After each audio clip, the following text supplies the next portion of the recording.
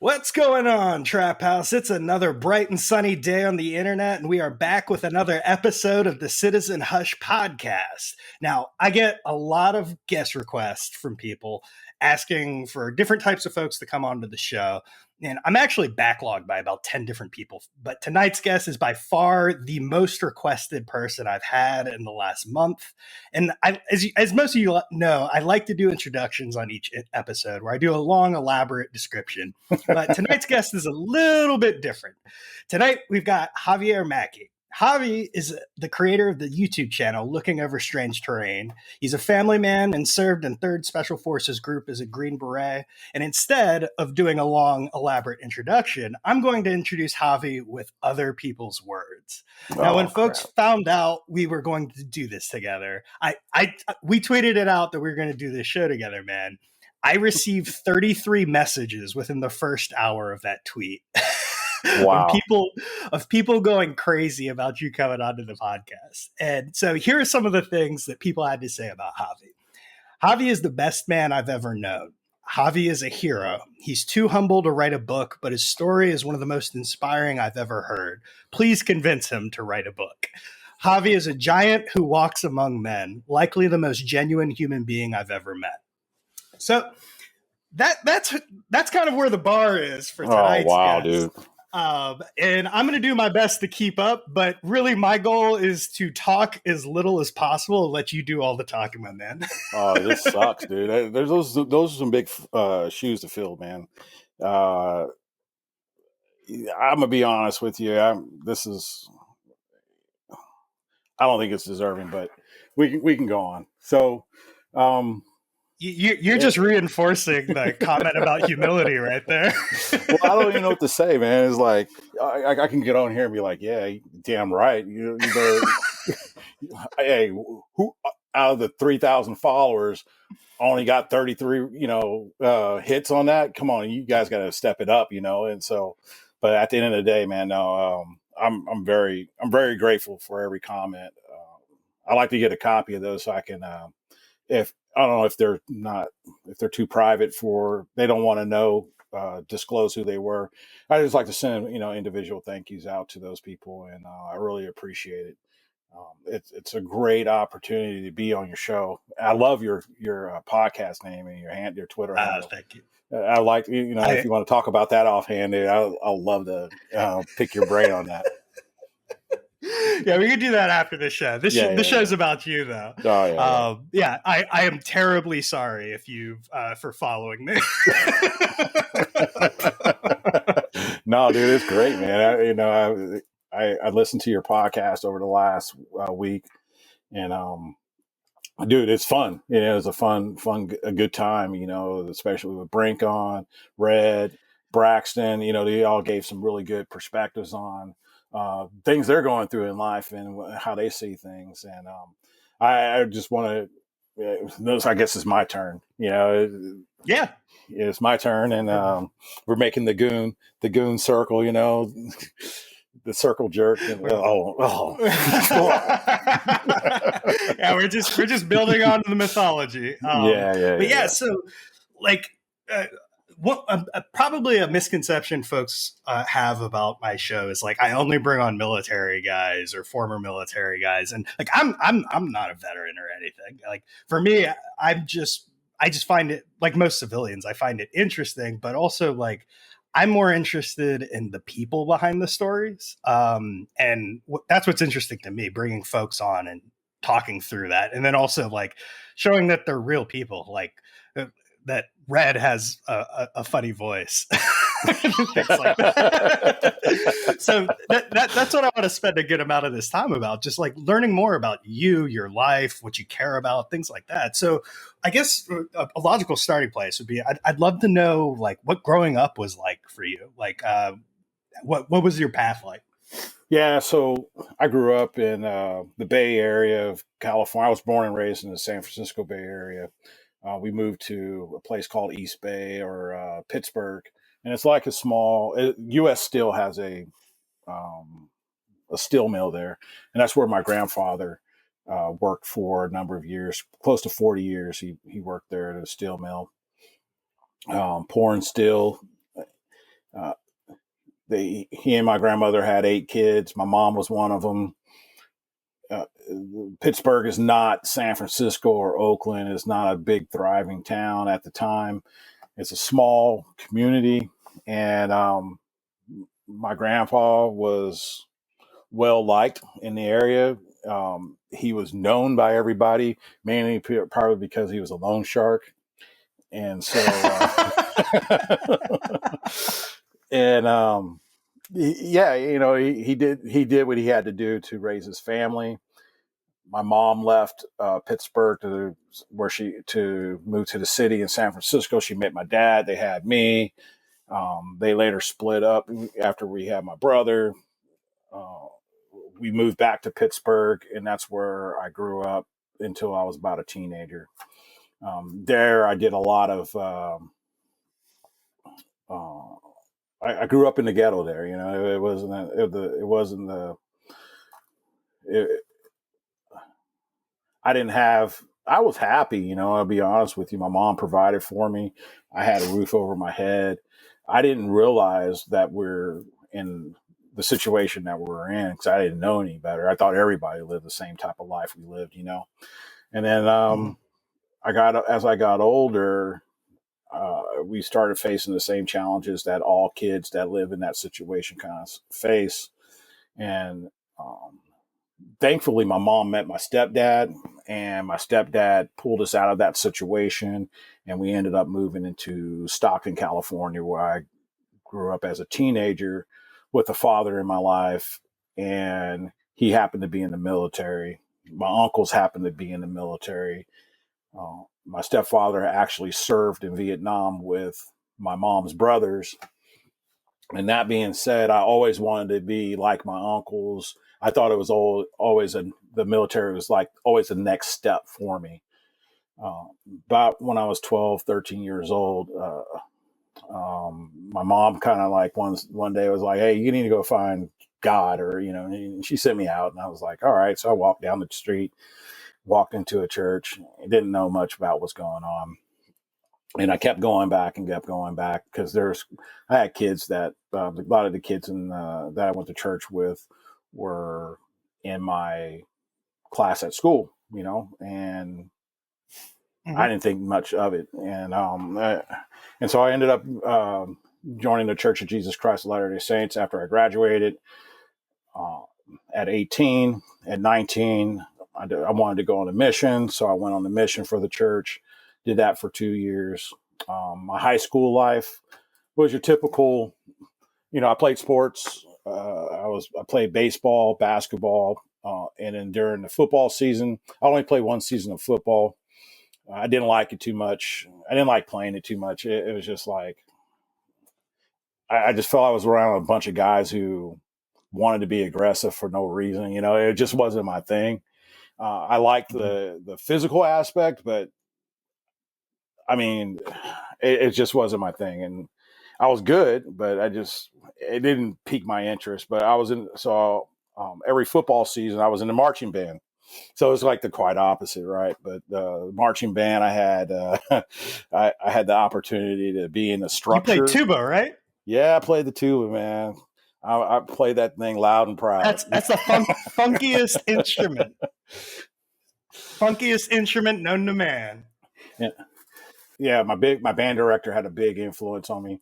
He really took me under his wing along with the rest of the class, basically. And hey, we're gonna teach your leadership starting as a freshman in high school, and so marching band was it. It gave me that structure, it gave me that camaraderie that I was looking for. I was looking for the type of team because, like in baseball, baseball is an individual sport. Like you're a second baseman, you want to be the best at second base, right? It's really focused on individual tasks, but trying to get a marching band to collectively bring a piece of music and then move around on the field, that's not an easy feat to do. And it was neat to see that we all had that one, like on that field, nobody is the best person because you're all doing the same crap, and so that was like my my introduction not only to leadership, but also my big introduction into collective task training, so that was really important to me. So like I said, I joined the Mormon church after graduating and decided to go on a mission. Have you seen the movie Drumline? Yes. I hate that movie, dude. How realistic? I hate it, bro. Like that. I mean, Nick Cannon did what he did, but there's a guy on. But like, I cannot. I respect the art, because marching band is not easy. And if you ever read like drum, like a snare drum music written out, it looked like someone took diarrhea out musical notes on paper. But those drummers can sit there and just play like that, that they make sense. It makes sense to them, and so. But yeah, that Nick Cannon, dude, screw that guy. Man, when I was in middle school or high school, I was in high school when that came out. I watched that movie an embarrassing number of times. Oh, dude, you know what? As much as I might crap on Nick Cannon, I probably did too. I'm not gonna lie. Yeah, I know I did. I was probably a little bit older than you, when it came out. I know I was definitely in the Army when it came out. So got it. Yeah. All right. I would sit there. Go ahead. Oh, yeah. Go ahead. No, I would just sit there, because back when I joined the Army, you had to shine your boots, and like it's like the most mindless task you'll do throughout the day, but it's also probably the most soothing thing you'll do. And I would sit there and like just watch a mind-numbing movie and spit, shine that boot, and not think about anything for 2 hours, So it was kind of great. So you talked a little bit about your early childhood growing up in the Bay Area in Pittsburgh. And one thing I was curious about, so like every kid, particularly boys, like we've got some sort of figure that we emulate or whatever. So like who were your heroes growing up? Like who did you look up to? Oh, dude. So I grew up in the 80s. Rambo, Mr. T, Hulk Hogan, the Junkyard Dog, Chuck Norris, Bruce Lee. Those are and especially like Bruce Lee. He was from the Bay Area. So it was like you see murals of Bruce Lee like in Pittsburgh and Antioch, or there's one really nice one in the Mission area, San Francisco and Oakland too. So O.J. Simpson, those are like, Muhammad Ali. Yeah. Those are like, I had a pretty eclectic group of heroes that I really admired. But then again, I really didn't know any better because we didn't know much about their lives other than what we saw on TV. I don't know if you're an 80s kid, you saw Mr. T, you saw Mr. T, yeah, but you didn't know who he was dating. You didn't know if he was rocking Air Jordans. So we didn't have TMZ back then. Nah, man, you knew very little. You barely even knew. Like you knew when a movie came out when it showed up on TV. And I remember as a kid when before Return of the Jedi came out, speculating what Return of the Jedi would look like with my friends. And we were just like spitballing it, and come to find out we were kind of close, so, but yeah, I'm like in that generation that saw all the original Star Wars in the movie theater. Some other people that looked up to when I was real young, man, that WWF was the big thing. And then there was that rivalry. I came up at the tail end of that generation. Yeah, so we had I came up at the tail end of all those guys. Yeah, yeah. I remember the first battle royal, the steel cage match, and I can't remember. I can tell you. I think Hulk Hogan won it, or King Kong Bundy won it, or whoever. But and then Macho Man Randy Savage with Elizabeth on his side, and Leaping, Yep. Leaping Lanny Popo, uh, the Iron Sheik. Dude, that was my Yeah. Oh man. those were my that was my soap operas, back in the day, Mm-hmm. but we only had like 5 channels, and they were very predictable. So, All right, cool. yeah, And man. then so like going into like your you enlisted when you oh no you went on a mission when you were Yeah, 18. When did you enlist? I enlisted. So I went on my mission at 19, came back when I was Mm-hmm. 21, and then Mm-hmm. when I was 23 years old, I enlisted into the Army as at the time it was a 31 Sierra, but then ended up being, they changed it after I went SF to a 25 Sierra. So it was a Signal Corps, satellite communications, networking specialist. So I was kind of a nerd. It was a good time at Fort Gordon because I served my mission in Augusta, Georgia, where Fort Gordon's at. And so Mm-hmm. I was going back to a place I was familiar with, right? So when I got there and we were able to get off post privileges, I started dating the girls from the church in that area, and so some of Mm-hmm. my I didn't have to worry too much because most of the MOSs were locked down; they couldn't leave. Most of the people who were stationed there were of higher rank. So, and then most of the guys that I was in our training with, they were all nerds. They were more interested in LARPing than they were in girls. So I had a good time, bro. Yeah. It was a good time. I got in some, cause I was engaged prior to joining the Army, and the girl I was Mm-hmm. dating, engaged to, we broke up, and while I was in training, and so I kind of swore off any serious commitment. So I was just like trying to, my heart was broken, and it was just like, I'm just here for a good time. I'll take you out to dinner, take you to a movie, nothing serious. And then that all changed Mm-hmm. when I went to my first unit at Fort Campbell. That's where I went to next after that. So it And was, you were one of those guys. You were one of those guys who knew what you wanted to do when you went in, right? yeah, I knew what I wanted to do, but I listened to my dad's advice. My dad was like, "Hey, Mm-hmm. join. If you're going to join, do the cool, like knock out a." He said, "Do it one or two ways. Either do what you want to do on the front end, and then do something on the back end that you don't want to do, like that will make you like give you a trade, or knock that out first and then Mm-hmm. do what you really want to do later." So I wanted to be an airborne ranger, infantry ranger. And my dad was like, "No." I'm like, "Hey, you don't belong there." He had some concerns because, um, the perception at the time from my dad was, Ranger regiment, it was red, was prejudice and all this other stuff. He goes, "Hey, they're good Okay. guys, but, they'll eat you alive there."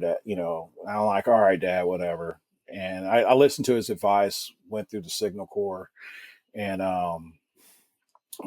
I hated every minute of it because they spent all this time and money training me, like almost like 12 months of training to have me, when I get to my unit, paint rocks and rake lines in the freaking dirt.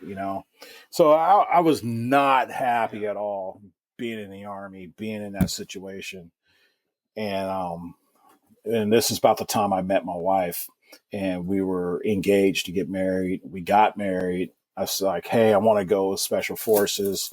She's like, "No, I don't want you to. I want you to be home." My dad was in the artillery.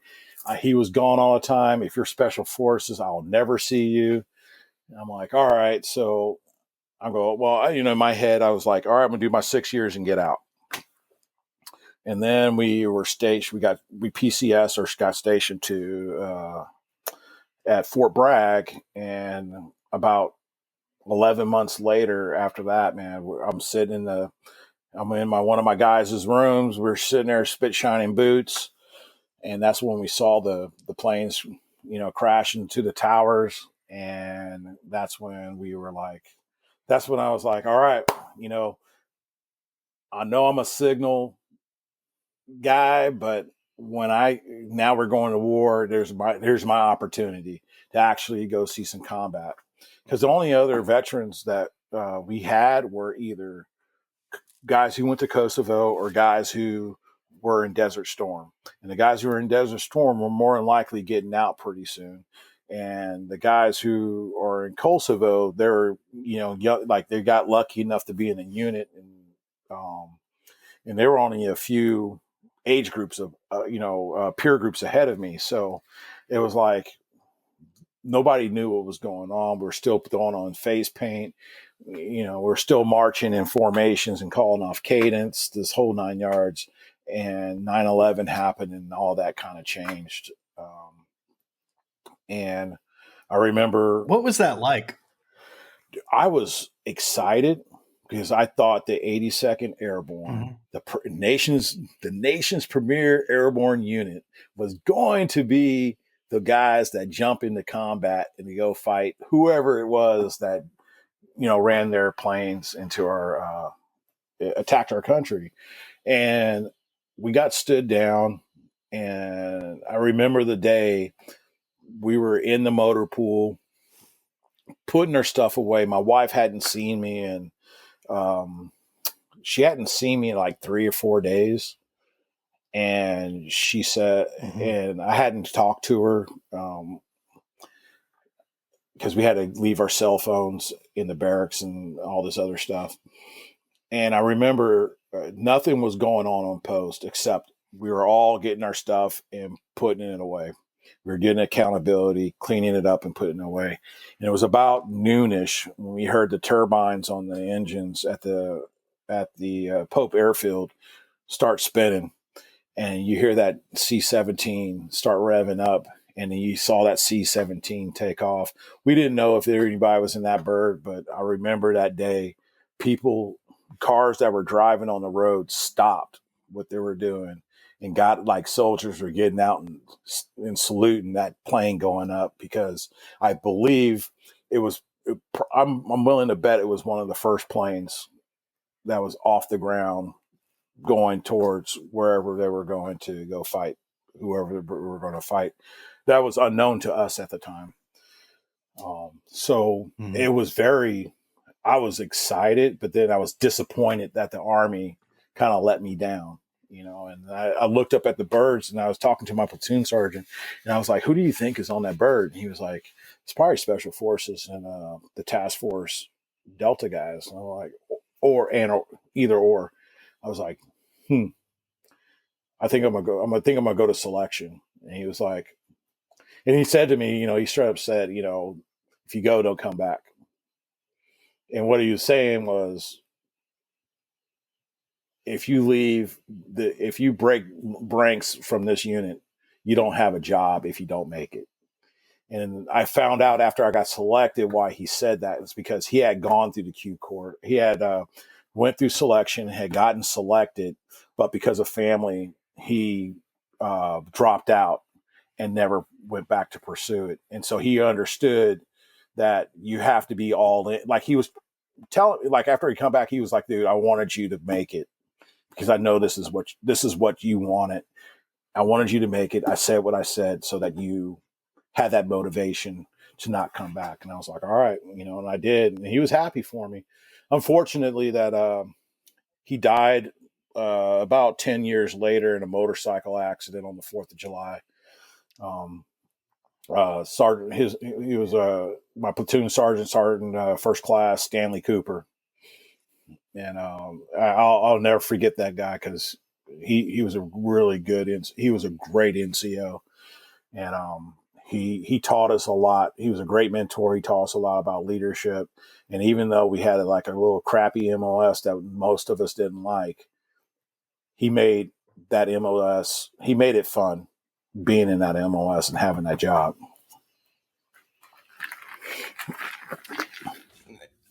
It's I'm sorry to hear that.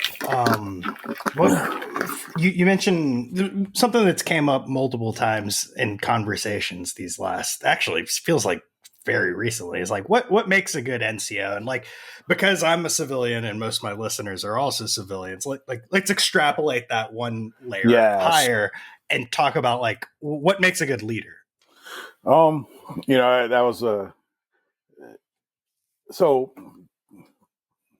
the NCOs, non-commissioned officers, they are, by definition and by reputation, they are the backbone of the U.S. Army, or even the any service branch. They're the one. The NCOs are the guys that keep the wheels moving. They keep the standards what they are, and they help maintain good order and discipline within the unit. What makes what fundamentally makes a leader is you have to, first of all, you have to mentor. So it starts off with someone who already has the knowledge of what it takes to be a leader, and then they're going to pass that information to the next person so that they can focus, that leader now can focus on bigger issues, and that younger leader is being mentored, has been mentored on the smaller issues to address. They understand. So those the being that leader, you have to be confident. You have to teach and pass on that confidence by making decisive decisions. You have to be very decisive. Mm-hmm. Along with that, a fundamental building block is being able to listen to dissenting points of view. Being able to do that will not only let the people who don't agree with you have a voice and an opinion and let it be heard, but it also, if you're humble enough to allow you as a leader to be able to transfer some of those solutions they bring to you to them. Hey, this is your solution. Why don't you socialize that and make it happen, and then come back to me with the result type thing. Mm-hmm. Along with listening, being able to assess the needs of what's going on. A leader looks at some of the best officers I ever worked with weren't always fixated on what was in front of them. That 20 meter, we call it a 25-meter target. They were looking at that 300-meter target, and and they're trying to figure out what resources do we need to interdict that 300-meter target, and then they're working out a plan to do that. While the NCOs, that leader, while he's looking at the 300-meter target, he is now expressing his intent to his NCOs. Hey, my intention, after we hit this target, it's my intention to go after this next target, which is down the road. I already got these assets in place, come up with a plan. And so while they're coming up with the plan, that leader is now looking at the next 300-meter target. And then he'll follow back, hey, where are we at? Because he might now have to, because that leader is now supporting somebody else's intent. And that intent constantly changes, if that makes any sense. Yeah. And then as that, what's the Mike Tyson quote? Everyone has a plan until they get punched in the face. Oh, dude. Everybody's plan. And being able to adapt that plan. Yeah. And so with that, you have to build a coalition of, like, that leader now has to build a coalition of peers. And he's already done that by being confident, making decisive decisions. He's done it by listening to dissenting points of view. And he's done it by assessing what needs to happen. But now he has to build a coalition of people who, after he's expressed and disseminated his intent, they have to be able to support the mission that he is putting them now on. Without being able to support that mission, then that mission and his intent are garbage. All right. So through that, that's where our NCOs will then go into the next point, is coming up with a scheme and maneuver, and then actions on the objective, meaning, hey, this is generally how we're going to get from point A to point B. But the actions on the objective is how we're going to execute that plan. They brief that back to the leader. If it meets his intent, then the leader says, all right, let's do it. And then we start. And then by that point, he should already have his support coordinated to support that mission. And all is left is, hey, if I die, this is who's in charge. If he dies, this is who's in charge. And this is where we're going to be located, make it happen. And then, oh yeah, by the way, now that we walked out of the gate with that plan, you might as well toss it out the window, because it all changes now. So the plan is only good until you start executing it. And then that's when, back in the day, we called them field problems, because as soon as you walked out, like literally you would drive out of the motor pool, that's when you started develop, like all these problem sets start to set in. And then it becomes like a big cluster, and then the commander and the NCOs are moving forward. All right, we know what to do. The vehicle broke down. What do? We have the assets, make it happen. All right, now we're at this point. Then this is the next cluster. The next fiasco happens. Hey, we got a plan for that. Execute it. Let's move on. And we're still moving to that objective. We're not slowing down. And a lot of times we get so fixated on, leaders can really get fixated on getting to the objective. They forget that, hey, we're going to hit tracer burnout. We're going to get to a point where the guys are not going to be able, but then it's that job of that leader to push them to see how far they can actually push to still get the same results. And sometimes it gets kind of, it reaches the point of pandemonium insanity. Like you're sitting there as a Joe and like, WTF, bro? What, like, why are we doing this now? And the commander's like, you got to drive on, keep driving on. And it wasn't like that with SF, because the problem is not the problem. A lot of the situation for the younger guys is they're not in on the plan. Like your younger guys, they're not part of the plan. They're not part of the planning process, because they haven't been trained for that yet. And so they get pissed off the most, because they don't know what's supposed to happen next. They're just getting stuff thrown at them, and they're just reacting. We call it react to contact. You're constantly reacting to the next situation that's thrown at you, and they have no understanding. But I think if the Army starts the guys at a young age, like, hey, these are things that are designed in the program, in our programming, it makes more sense. And they feel like they have a purpose. Oh shoot, when this happens, I know I'm supposed to do this. When the next problem set comes up, I know I'm supposed to do this. And so you spend the most of the time just like, what the heck, man? Like as a younger Joe, you're like, because you have no clue what the plan is, and because it's not getting disseminated down to you. So lastly, those leaders are supposed to disseminate that information and be able to get feedback from those guys that the information they disseminated was understood. So I say all that to say that. No, that's great. So like in my mind, from like a civilian perspective, and I grew up with folks in the military in my family. I grew up in a military town in Norfolk, Virginia. And it's the common theme to me is like everyone, particularly like the business school people who like, and I hate drawing correlations between the business world and the military. It's the silliest thing in the world to me.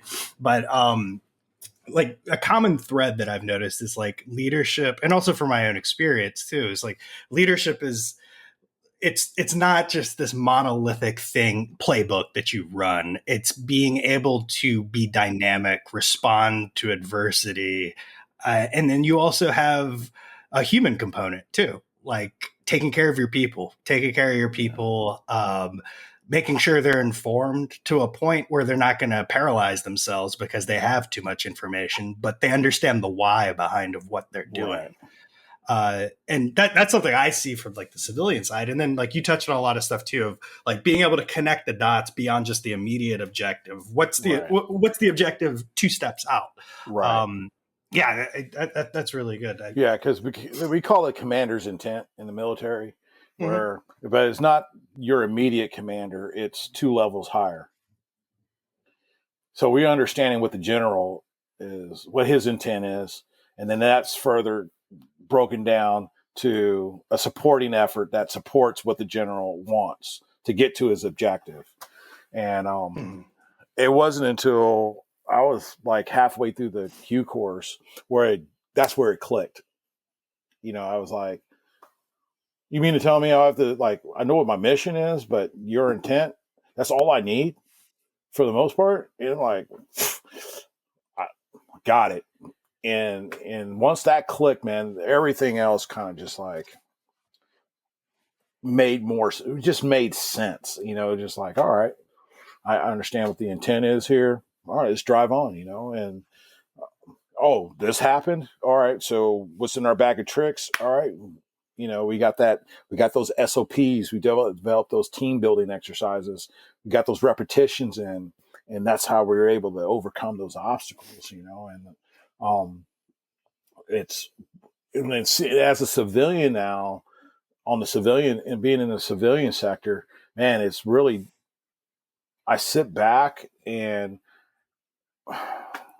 it's like, when you're a leader, I noticed that when you're being supervised and someone's making the decisions for you, you just kind of like, you're like, whatever, and I found that when I was in a leadership position with people who were very capable of taking the initiative, because I was always taking the initiative, I kind of assumed they would take the initiative too when I was there, in the absence of leadership. But then I found myself, even in the military, like, hey, dude, you had these implied tasks, these specified tasks to get this task done. Why do I have to micromanage you? I don't want to micromanage you. And I'm not talking about SF dudes. I'm talking about like other guys we had to work with. It's just like, and it's a headache. Yeah. I hate being micromanaged, and I hate micromanaging. It's just I rather get punched in the taint repeatedly than to get micromanaged. And I do. Yeah, that's whenever I'm interviewing with folks, like whenever I'm looking at a new gig, that's one of the things I always tell teams, whether I inherit a team or I have to build a team. Like, right. My operating model is I'm going to trust you to fail, and we'll figure it out until then, and I'll give you the support that you need. But I want you to fail, but I want you to fail non-catastrophically. Right, right. Incremental failure is okay. Catastrophic failure is unacceptable. Right. So like when I started teaching in the ROTC, I wanted the kids to fail. I literally wanted them to fail, not fail as in getting a failing grade, but I wanted them to fail and then be able to tell me what that failure was. Where was the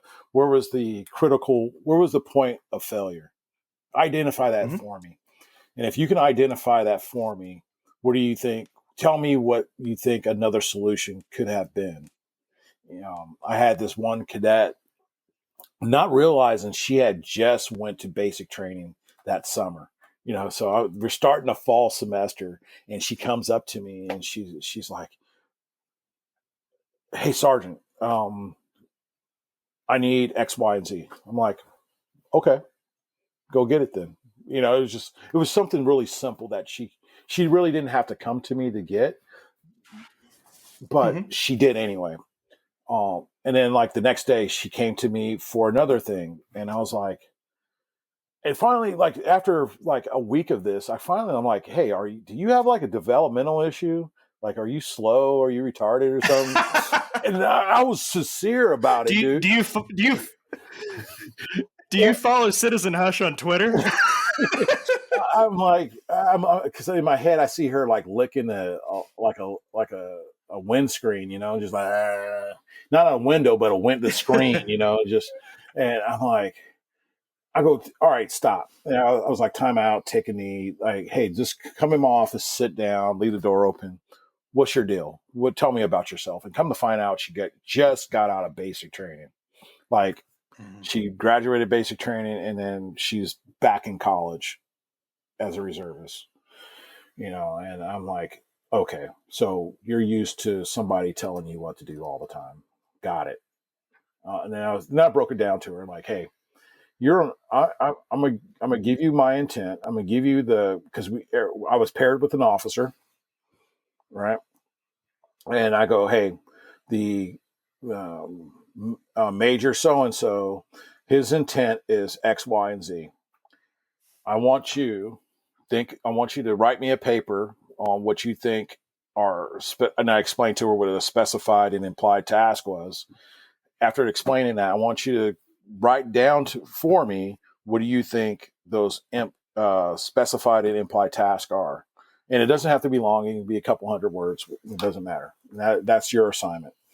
And so she did. And then I was like, all right, let's move to the next step. And I put her at, now I was like, all right, now I'm going to start showing you I want you to identify when something fails. I want you to help me identify for me the point of failure and then what solution you came up with. And if you didn't come up with a solution, what questions do you have for me to be able to resource those solutions to you? And so through that, she became one of my best cadets. She was a strong leader. She got the branch of her choice. And I was really happy. She resented me for asking her if she was retarded. Like she told me when she commissioned, she goes, I hate you for asking if I was retarded. I was like, hey, a stupid is a stupid does, but it made you a better person. And she goes, yeah, you taught me a lot. And so I was glad there was a lot of satisfaction out of that. And it just, man, that was a very fulfilling job to have. And I can understand why like guys would want to go and be a drill sergeant or be an instructor. And so I love teaching, man. It was great. I love, especially shooting. I love like hey, let's go to the range. All right, man. And I won't offer up any any advice. I'll just, all right, you having a good time? Yeah. And then because everybody's going to, a lot of the guys I go to the range with, they want to wait for me to see me shoot. And I just I go out there and just tink, tink, tink. I don't do anything special. And they were like, all right, let's have a competition. And I'm like, all right, dude, come on, let's do it. And then they're like, all right, show us something. I'm like, dude, I mean, you already got it, man. You just work on this and this, my days of giving instruction on shooting are over. So you've been out. How long have you been out now? 2.5 years. 2.5 years. You've had about 2.5 years of indoctrination on the civilian side. Turning this around, going back to the Special Forces community. From your observations of the first 2.5 years you've been out, what's the closest thing in the civilian world, or that the civilian world has to the SF community? Contracting. First of all, I will say there's some defense contracting out there. I haven't done any of it that keeps you involved in the training. I mean, more outside of I meant more like from like the standards, the rigor, things of that nature. Like, you know what? Non-related to the military. It's kind of hard to say, pinpoint anyone because I've only worked one job. I got out and I've been and there is no higher level, like there's the higher level of management, but there's no higher level of excellence like it is in the special operations community. You know what I mean? Everybody wants you to do your best to get the job done. But nobody is pushing for the best. Does that make sense? At least that I've seen. Yep. And like there might be some business, like they might say they're pushing for the best, but they're also trying to make a dollar off of you. Like they might want you to be Six Sigma lean, a black belt in Six Sigma lean, or they might want you to be some of these. You pay $1,800 or $8,000 for these special programs to get this special certificate, and I find that those guys, it's kind of like a fad. It's kind of like, are you sea gripping your rifle, or are you rocking? You know what I mean? It's just like, are you rocking a war belt, or are you walking body armor? It's like you got these. They're the same type of fads that are in the soft community. They're in the business community, but in a different sense. Like in the form of certificates and titles. In the special operations community, it's your reputation. That people, you either have a bad reputation or you have a great reputation. You know what I mean? It's like, yep. And it's like that probably in any other industry as well. You might, there might be the guy that walks in the room and everybody rolls their eyes or avoid conversations with, or is that, that retard that comes in and he's like a bull in the china shop socially. And then versus the guy that comes in who you say, hey man, can you write out this report? Can you write out this TPS report? Yeah, I got it, man. I don't have to hear about it from everybody like 1,000 times. Hey bro, what's up with your TPS reports? Like in the office or office space, Yeah, I've been in the industry for 12 years now, and I have never seen a TPS report. To be honest, I've never seen one. No. I think that's a function of my age. But all right, cool. I think so. What other thing? Oh, go ahead. No, I was just taking a sip and I choked on my tongue. Oh, okay. Yeah, I ran out of my water, but I could power through this. Yeah. So, how do you spend your time these days? Now that you're 2.5 years out, like what keeps you up at night? I know you've got a beautiful family. You've got a beautiful family. Yeah. I know that. Yeah. What keeps me up at night? Right now, nothing. I'm learning like sleep is so important to me right now. It's important to my mental health. It's important to everything I do. If I don't get good sleep, I'm not functional whatsoever. And my body breaks down. So I really focus on getting rest at night. So nothing really keeps me up. Things that keep me going from day to day is I want to drive, man, from Key West to Homer, Alaska. And I want to do this big adventure, and I want to document it, and I want to share it with the world. I want to then drive from Homer, Alaska to the last stop you can go in Patagonia, south, in Argentina. Mm-hmm. I want to drive all the way down to Argentina, and I want to see the things that I used to see in books, as a kid. And I go to bed dreaming about doing things like that. I love photography. I love the idea of YouTube and being able to share videos with people. And right now, my janky ass YouTube channel, I'm just I had to take a break because work. I got a new position at work, And so I was like really focusing on that. And now I can kind of like let my foot off the pedal and enjoy some of the more finer things. So, but I want to, and then living in Florida, there's not really many places you can overland. And so I really want to take my adventures across America, down the South American continent, and possibly other places in the world. You know, I really want to see the world. I really want to see it for what it is.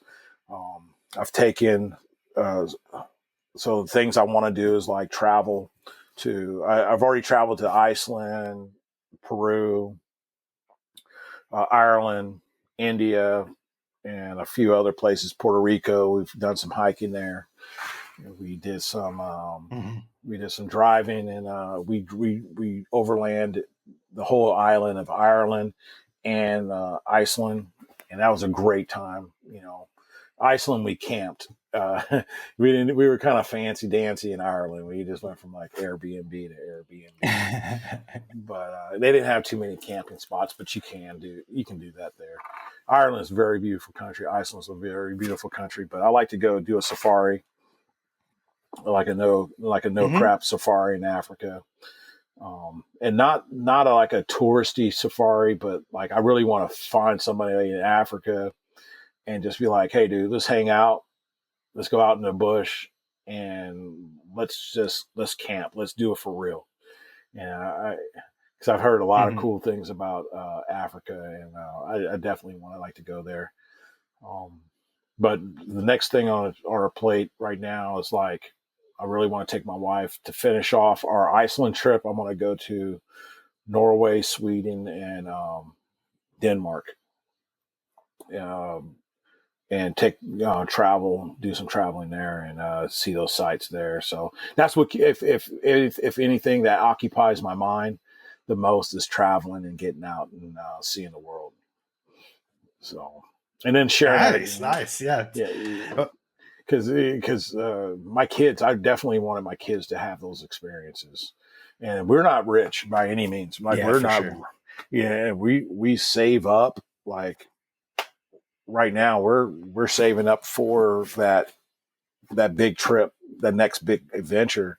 And it's not something I can just go and do every 6 months, you know, and I don't know how people do it, but maybe I'm just doing it the expensive way, man. But that it costs some money to go. It's through those it's through those Bang Energy sponsorships. Yeah. Or the lack thereof, Bang sponsorships. Yeah. I think that person knows who we're talking about. I remember I tried to get a sponsorship deal with Cabela's and they rejected me in like 1 hour. They were like, "You're off brand." Oh wow. Yeah. Yeah, those sponsorships are hard, man. And then if I can get sponsorships, that would be awesome, dude. You know, I'll be all over it. But we'll see how that goes, man. So another question I had. So this isn't a political podcast, but unfortunately, we live in political times. I do my best to tune the news out just because it's noise to me. I don't really think watching the news necessarily makes you informed. I think it actually probably does more to confuse people, just because of the nature of the media. But I'd love to learn more about like your worldview and how you see current events through that lens, and like what are some of those guiding principles that you try and live by? The big guiding principle I go by, first and foremost, is what can I do to make it better? Mm-hmm. I might not be able to change a political policy. I may not be able to change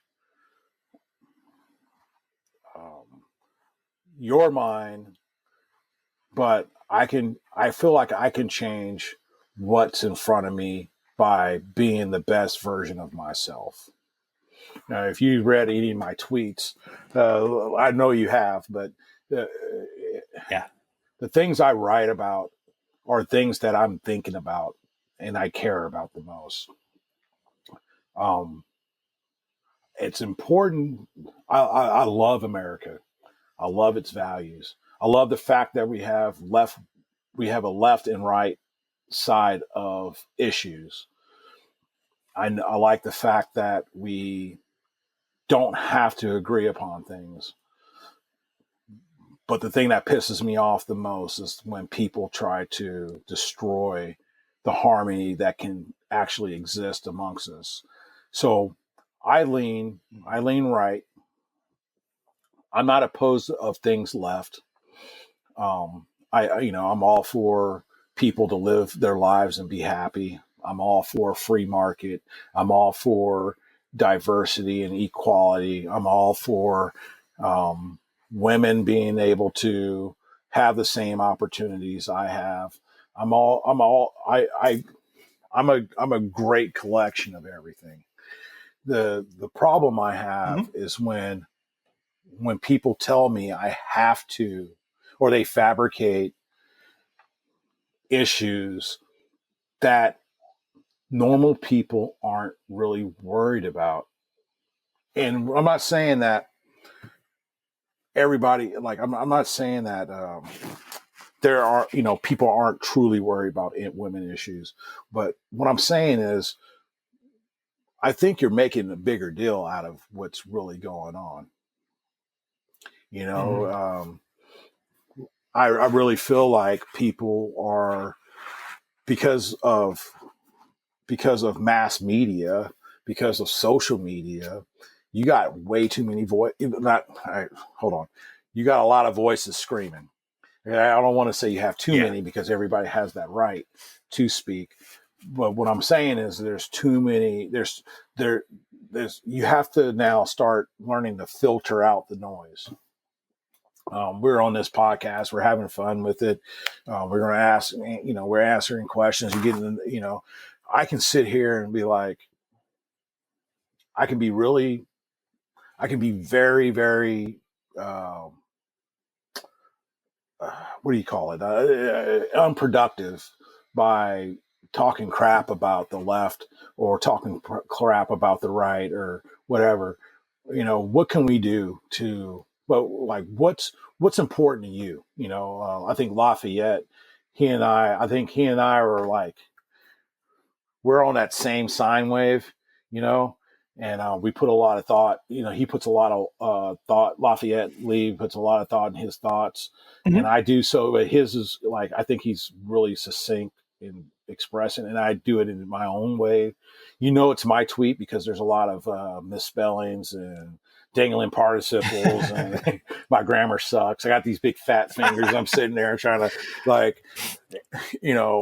spell out these big words, and I'm hoping it comes out correctly on the little spell check bar at the bottom, You're miles ahead of me, man. I'm still waiting for people to find out that I can't read or write. All my tweets are voice to text. No, but man, no, seriously, but I really, my worldview is we can really, the only way we can make that the preamble to the Constitution,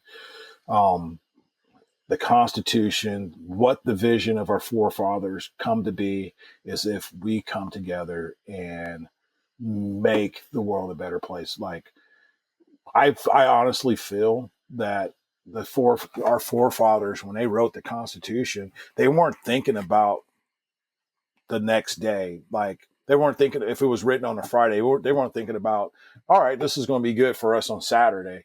No, they were looking 300. Like I said, like when I was describing the leadership, they're looking 300 meters out, and they know that they can't get there. It's not going to happen the next day. It's a gradual, like, you gotta eat that elephant one bite at a time. And eventually we'll get to what the true intent of the Constitution is for Americans. And I think there's foreign factors out there that don't want us to succeed. They don't want to see. There's people out there who just want to sow chaos. There's people out there who are greedy. And I'm like, all right, dude, I'm all for people being rich. I want you to be like, citizen, I want you to be rich. I want you to do everything And I want you to do whatever you want to do with the money that you earn, period. I don't want none of it, you know? Mm-hmm. Um, Mm-hmm. I don't want to, I don't want to take away from people's efforts. I want to either add to it or benefit from their work by purchasing their items and not happen to steal it. You know, I want it at a reasonable price, of course. Mm-hmm. But I Yeah. wish, you know, I feel I have some really strong feelings about the environment. Not to the point where I want to destroy jobs or reduce fuel resources or anything like that. But I feel like we need to be good stewards of the land. You know, it's just, it makes sense. Um, I have strong feelings about animals, you know, and like I think that I love hunting. I love to eat. I love to eat tasty meats, you know, and I'm sure those wild boars make a nice prosciutto, you know. But at the same time, but I also know that, you know, we can't eradicate a whole species of animal to try to feed a population, you know. I love my veggies. Yeah, but I'm not going to be a vegetarian. You know, I don't want this synthetic meat. You know, I do realize they're going to. I don't really personally believe that a cow farting is going to destroy the that, you know, our way of life. You know, it just, so there's some, I think, like, again, it goes back to like some of those bigger issues, like of they're making a bigger deal out of, like, come on, man, let's just live life. Let's enjoy that cow. And if you want to eat your tubers and your roots, you go and knock yourself out, dude. You know, but don't, why enjoy, you know, this Angus steak? Don't bother me. And I don't care if it farted 14 pounds into the atmosphere. You know, the earth is going to naturally filter that crap out anyway, you know. But I think we need to protect our nation's parks, our forestry. We need to clean up after ourselves. Especially, like, I hate it when I see somebody throw trash out of their car. That bugs the hell out of me. We need to, you know, I'm a texting driving. I know you do it, citizen. You need to stop it. Wait, how do you know? How do you know? I like there's a lot of things that I feel are important, and so I try to, you know, those things that I feel passionate about. I try to be a good person in those areas, and then the areas, and then everywhere else, I'm trying to meet everyone in between. I hate wearing masks, but you know what? I wear the stupid damn thing when I have to, you know, even though I don't like it. You know, it's just one of those things. It's interesting to me because, like, I don't think anyone disagrees on the end state or the conclusion we're trying, or the world we want to live. I think everyone Right. wants it. In the abstract, everyone agrees we should Right. be free. We should, but it's in the execution, and it fundamentally it comes down to do you believe what's right or what's wrong for an individual to do is also wrong for an institution to do, and Right. whether that's stealing or committing violent crime. Yeah. And that's that. I think that's kind of like that dichotomy that we live in. Yeah, you know, man, yeah, that's a good point, man. I really hate the fact that we elect people, and at the end of the day, you know, they take, and I say, you know, like you were talking about how the Texas legislature and here in the Florida legislature, they only make a couple of grand a year. And this is not a permanent job. You know, most of those guys will be on welfare, you know, and their own welfare, you know. And so I think that's what it needs to be for politicians up in Congress, man. You know, you need to, I mean, I know they're making big decisions, but dude, you know, you get comfortable and you forget you work for us. We don't work for you. You know, Yeah.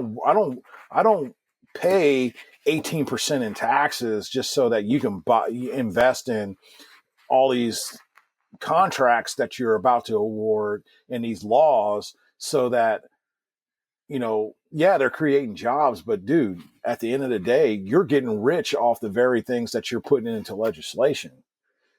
And if there's a way I can prove that, if there's a way I can prove that, I would love to be able to do that, man. Like to make that a fact, because we all know it's happening. We just don't know how it's happening.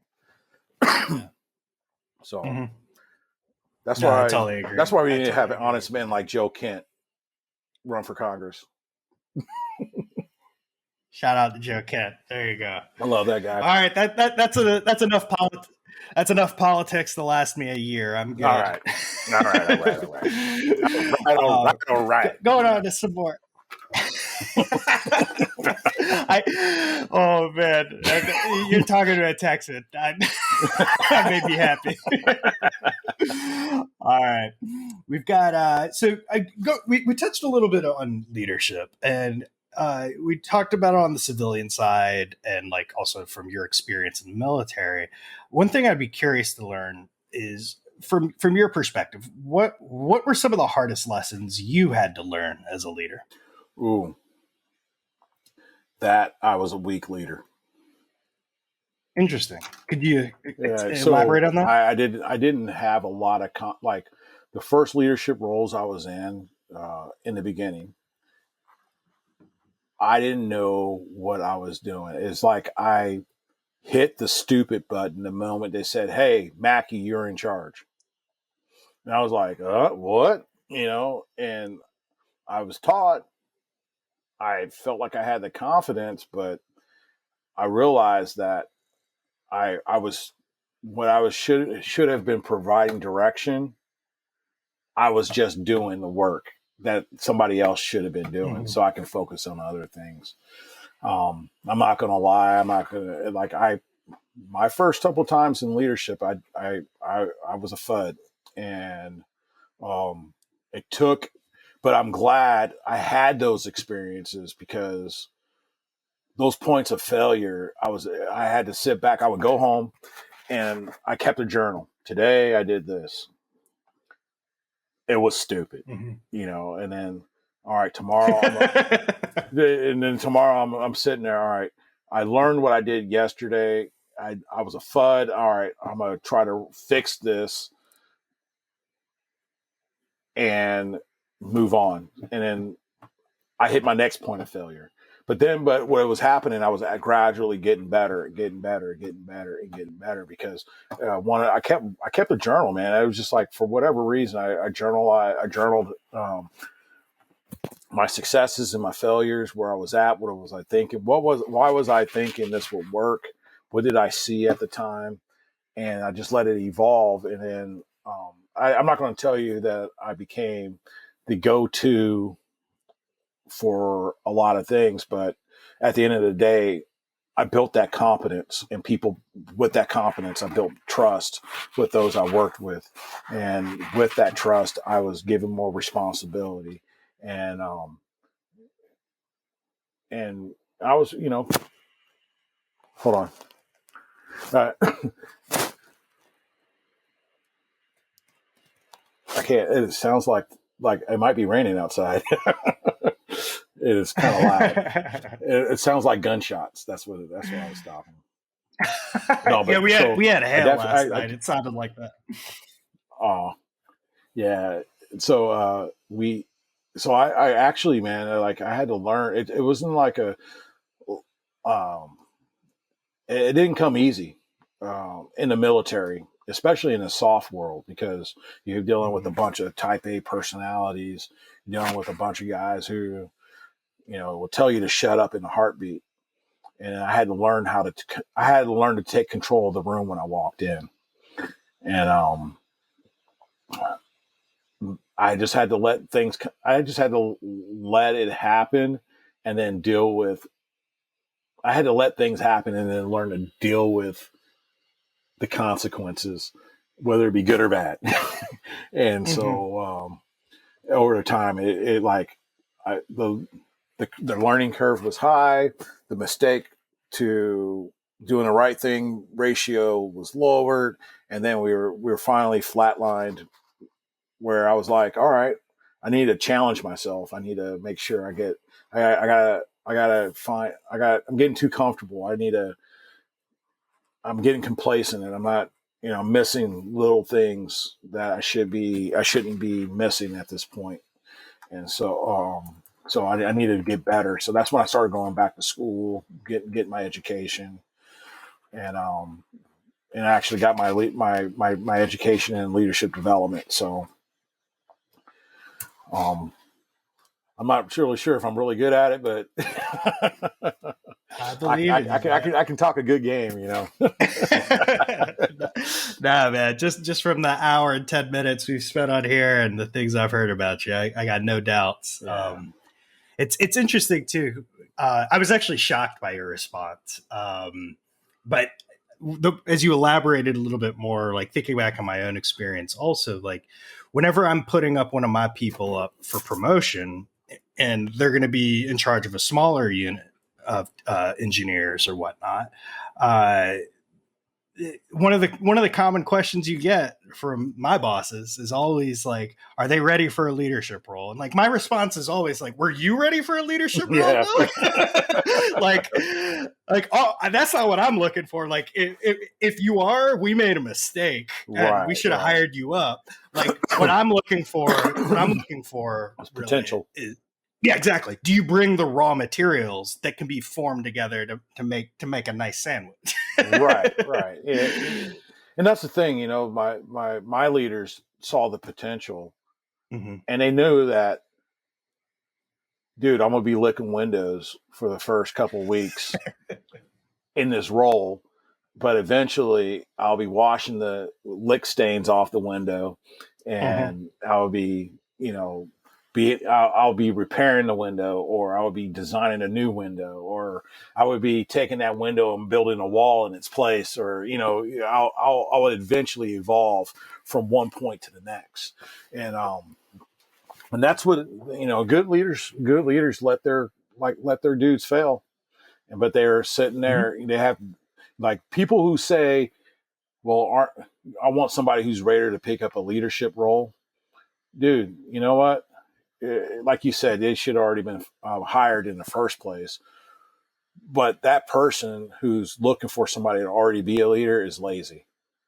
They don't want to have to invest in the person that's coming up, because they want somebody, in my opinion, they're looking for somebody they can pin the blame on. Yep. That's just that is a common pattern. He should already know. So if something mess up, it's his fault. And, so it's one of those deals. But, yeah, man, it's, dude, I'm not going to, if I sat here and tell you I knocked it out of the park, I would be a damn lie, but I just didn't have a lot of confidence in myself, and that was the thing. I'm an easy follower, but, like when it comes to leading, like it takes me a second to kind of fill the room, because a lot of times, because of there's some times I put a lot of pressure. So here's the deal: I put a lot of pressure on myself, especially at group, with thinking that what people knew of me and what I had done, that they expected this grand thing to happen whenever I entered or took possession of a project, or took a group of guys and did something. And that's where I think talent management is real important. Talent management and expectation management. You gotta. I think some leaders, like the guy who wants that leader already trained, like, is he ready to take on a leadership role? No, nobody is. But their expectations is, yeah, I'm expecting higher. Whereas you have talent management. All right, this guy has the potential. Like, you have a pool of dudes, right? And then, like, say for instance, they're all junior engineers or junior admin guys. So you're taking like who's catching on the fastest. All right, so I'm gonna start I'm going to start with this guy, and then I want him to start teaching these guys. And so when he's ready to, when I think he's ready, I'm going to present him to the boss. Hey, we need to move this guy up.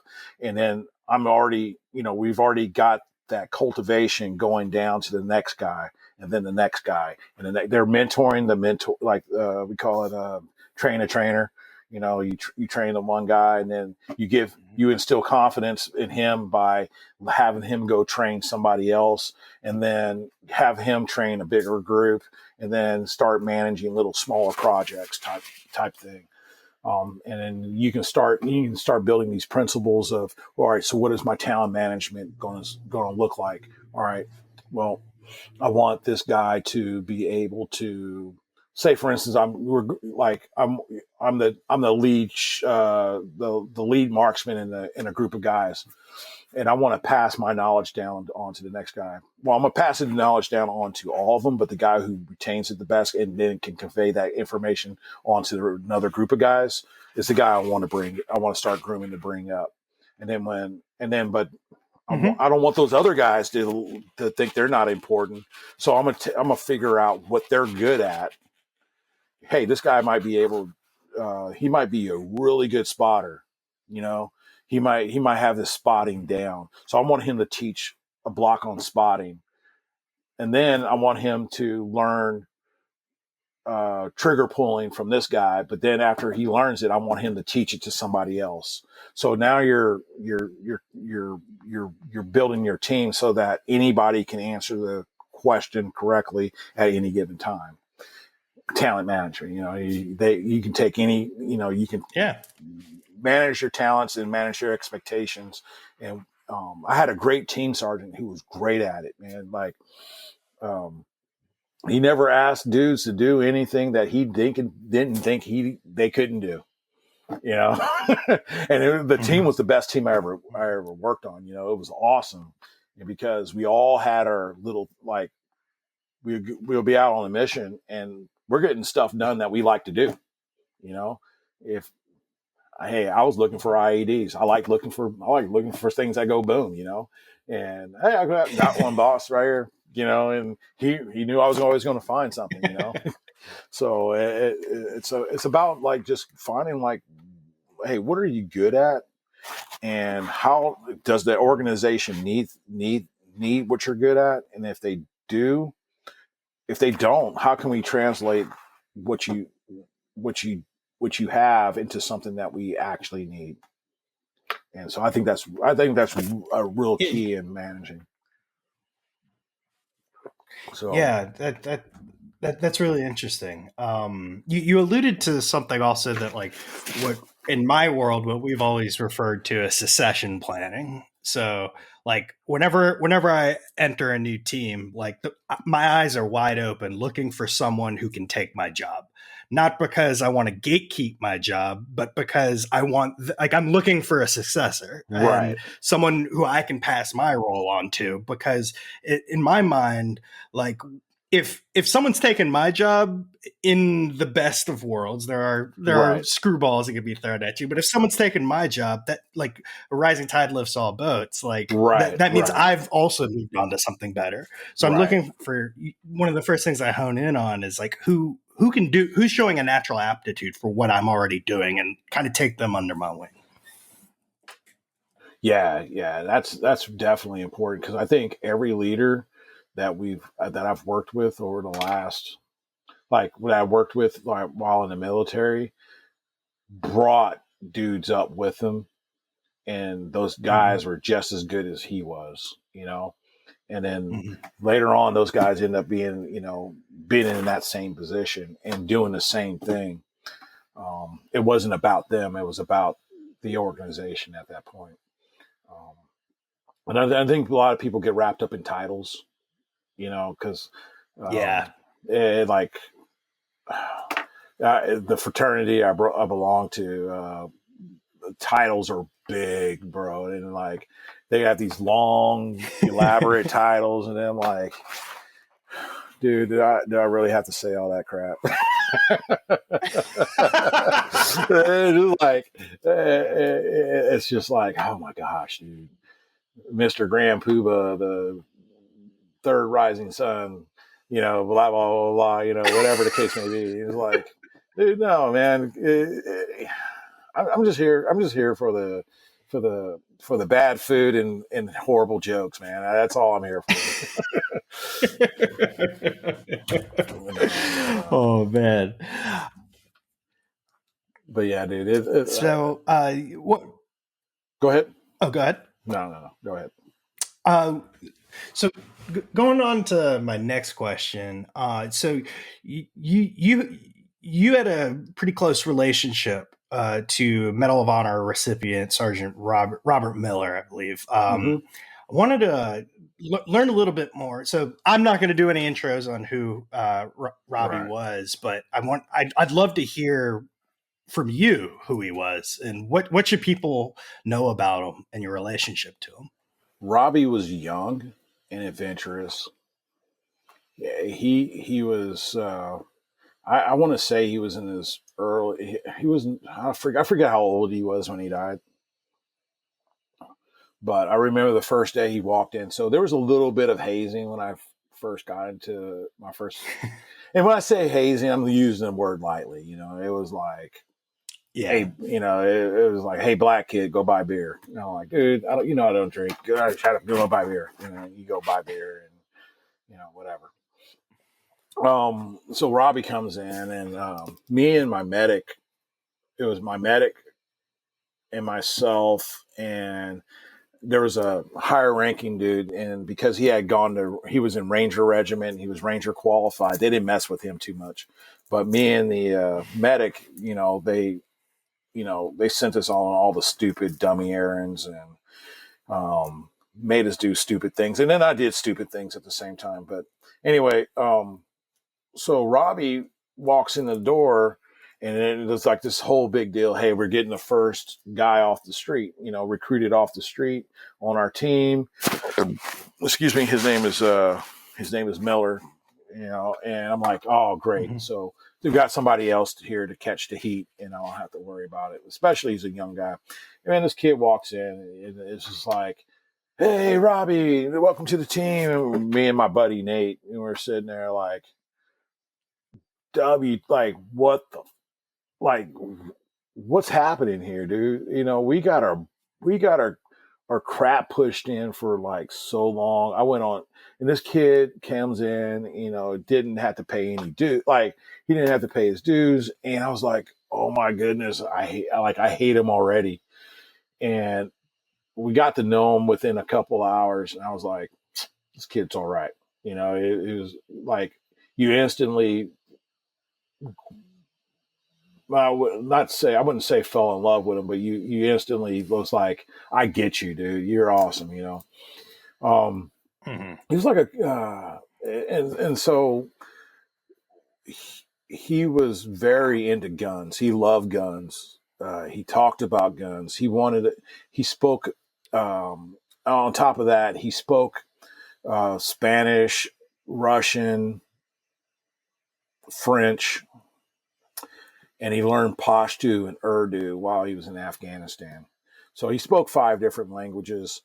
He would call me up. Like he was the type of guy who would fly to Spain, hop over to cross the Strait of Gibraltar, go into Morocco, get chased out of a taxi because he has no money, and then call me up, be like, hey, can you wire me some money type deal? He was the type of guy that we would go to on a TDY trip, and he was young, So mind you, he was young. He'll bring his surfboard, his skateboard. We're at a shoot, we're at a training event, and this guy got his surfboard, and he's planning on going to Destin to go surfing, And when we had a little bit of time off, he was a fun dude to be around, and it breaks my heart that he went down like a warrior, and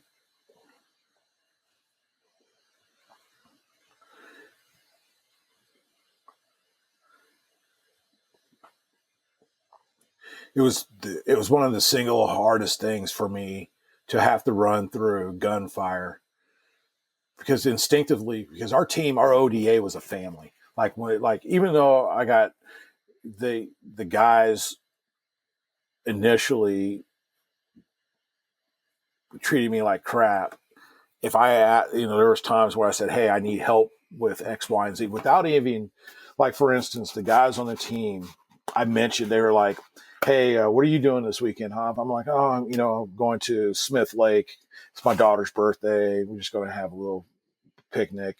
That's all I said, and it was like, all right, what time are you going to be there? Oh, like about noon. All right. So we're sitting there grilling hot dogs. And next thing you know, I see one of my teammates and then another car pull up, and they got all their families.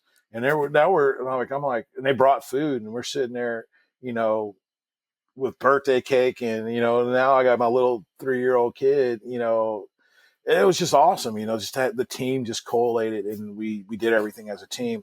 And Robbie was part of that. He wasn't just a guy on my team. He was my brother. He was a guy that I might disagree with and want to punch in the face, but then, hey, we're going to the gym to go knock out, deadlifts for the rest of the, afternoon. He was tactically proficient, very brave guy. The Medal of Honor wasn't his first valorous award. In 2006, he was awarded the Army Commendation Medal with Valor for our first firefight we were in. Then, and then of course, the following year is when he gave up the ultimate prize. When he was shot and killed in a near ambush that occurred in the Kunar Valley, the northern Kunar Valley. And I was there to witness everything that he went through, that he did. And then, then it was a fight of survival for myself and the rest of the team to get out of the situation that we were in. So that relationship with him, I lost a family member that day. And he wasn't just a guy. He wasn't just another team guy. Robbie was family to us. And like to the point where my daughters knew Robbie, and they understand the significance of his sacrifice. And so that was, that's what that dynamic was, not just for me, but for everybody on that team. So to sit there and say I was his best friend or I was a close friend to him. No, we were brothers, man. We were like, we were tight. And there was nothing that I wouldn't do for that guy. And I know likewise, the same would be reciprocated. Like I said, man, the story of that battle and the story of 3rd Special Forces Group in general, like alone, needs to be talked about. And I wish I had the talent to write a book on that. I really do. I was talking through in the beginning about what a lot of the folks were saying about you, and you writing a book is one of the recurring themes that came out. When is his book coming out? Please get him to write a book. and this is actually going back to one of your earlier responses on what we were talking about leadership and being ready for it. Like you're saying you can't write a book or you don't know how to write a book or whatever. Well, I mean, I know the first step is to start writing. Yeah. It's the follow through, like in any good shot you take after you pull that trigger, it's the follow through. And that's that's going to be critical to the next step. And I deal with a lot of fear.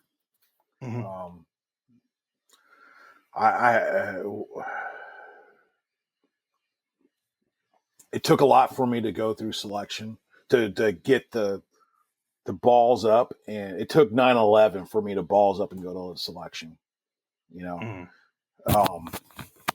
I feel like it's going to take something. It's going to take there's going to have to be a motivator for me to take that step. because I'm not going to be the type of person that seek it out on my own. It's because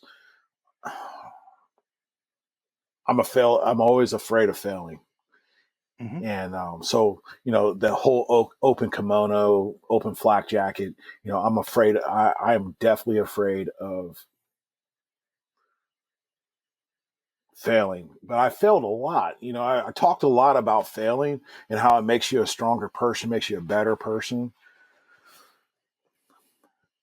I think there's something for me psychologically. I can talk that good game, but I'm definitely afraid of disappointing and not like I'm a great first shot taker, but my follow through sucks, and I'm a good I don't shooter. know. I'm a good shooter, but my follow through sucks. And so the most consistent thing I've been able to do so far is talk about my experiences on Twitter and to do my podcast. Those are my YouTube channel. Those are only two things I've been like outside of the military that I've been able to functionally do. And I think that has a lot to do with a lot of my experiences in the military. But I was able to get my degree. I was able to follow through with that, and it took a lot of energy for me to do that, man. It took a lot. And let me put it to you that way.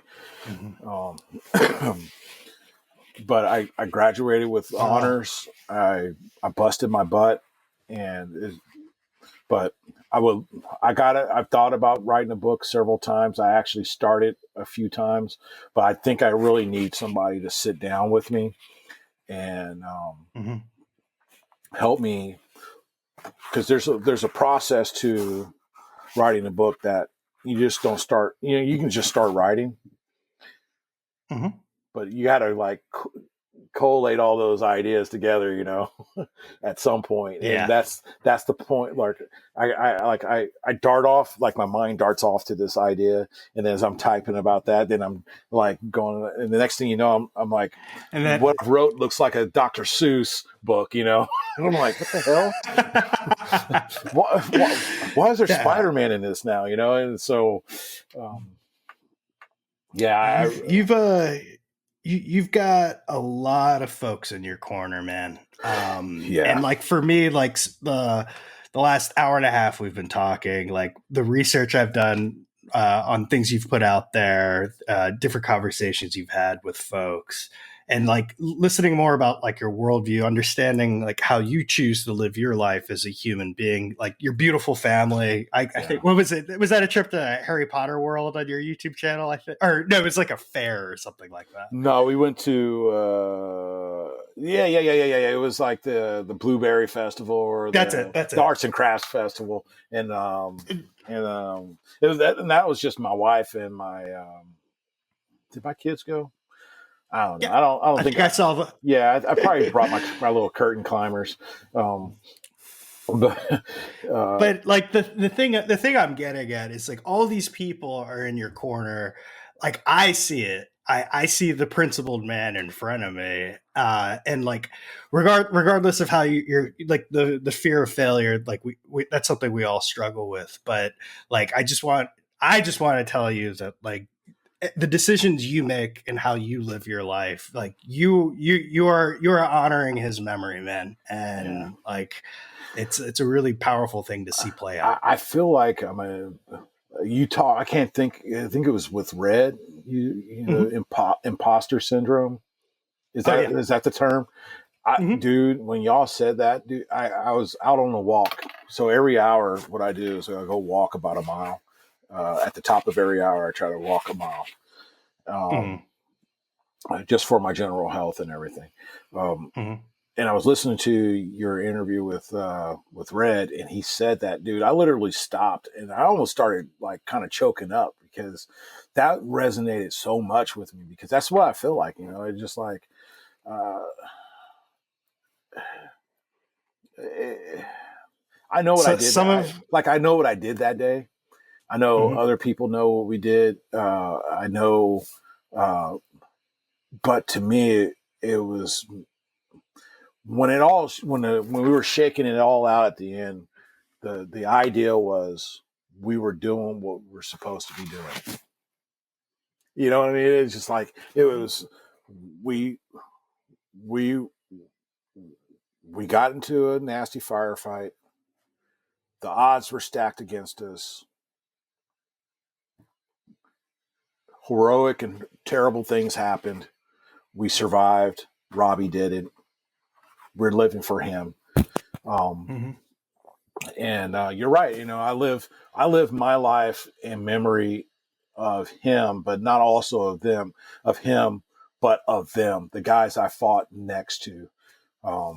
Not just on that day, but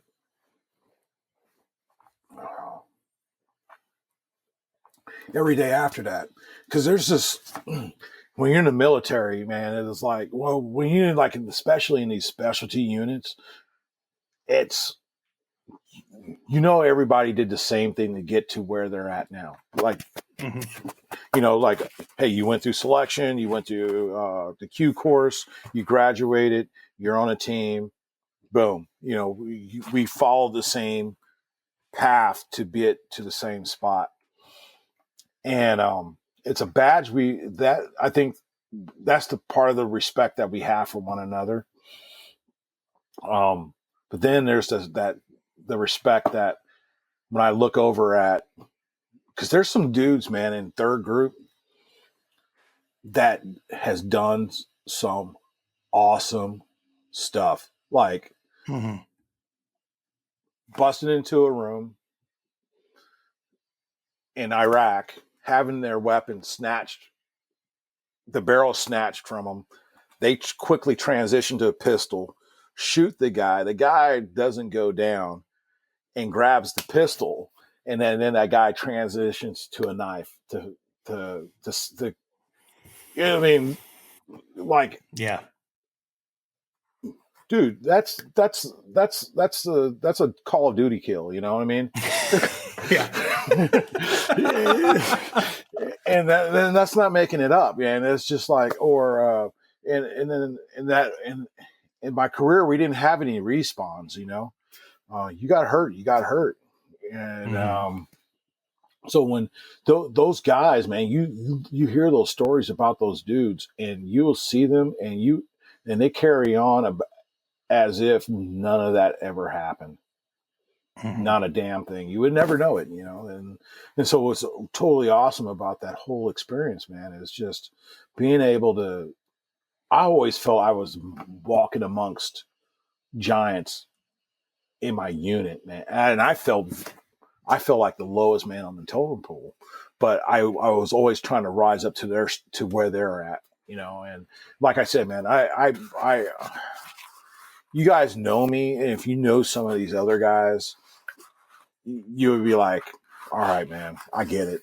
And like I said, I'm really no one special other than, you know, someone special to my wife and kids. But I'm glad that I've been able to reach out to, you know, the community on Twitter. And I'm grateful for every person that thanks me for their service. But I can't thank them enough for the support or for even saying that, you know.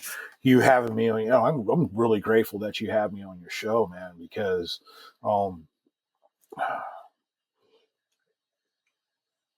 I know I have a mission in life. And I think I kind of feel like the opportunities of the, you know, I was, you know, the various podcasts I've been on, the opportunities that I get to share with the world. So I don't care. Like, dude, if you want to find out about me, I really don't care, man. There's nothing. All right, dude, I do everything like everybody else. I'm no different, really, you know.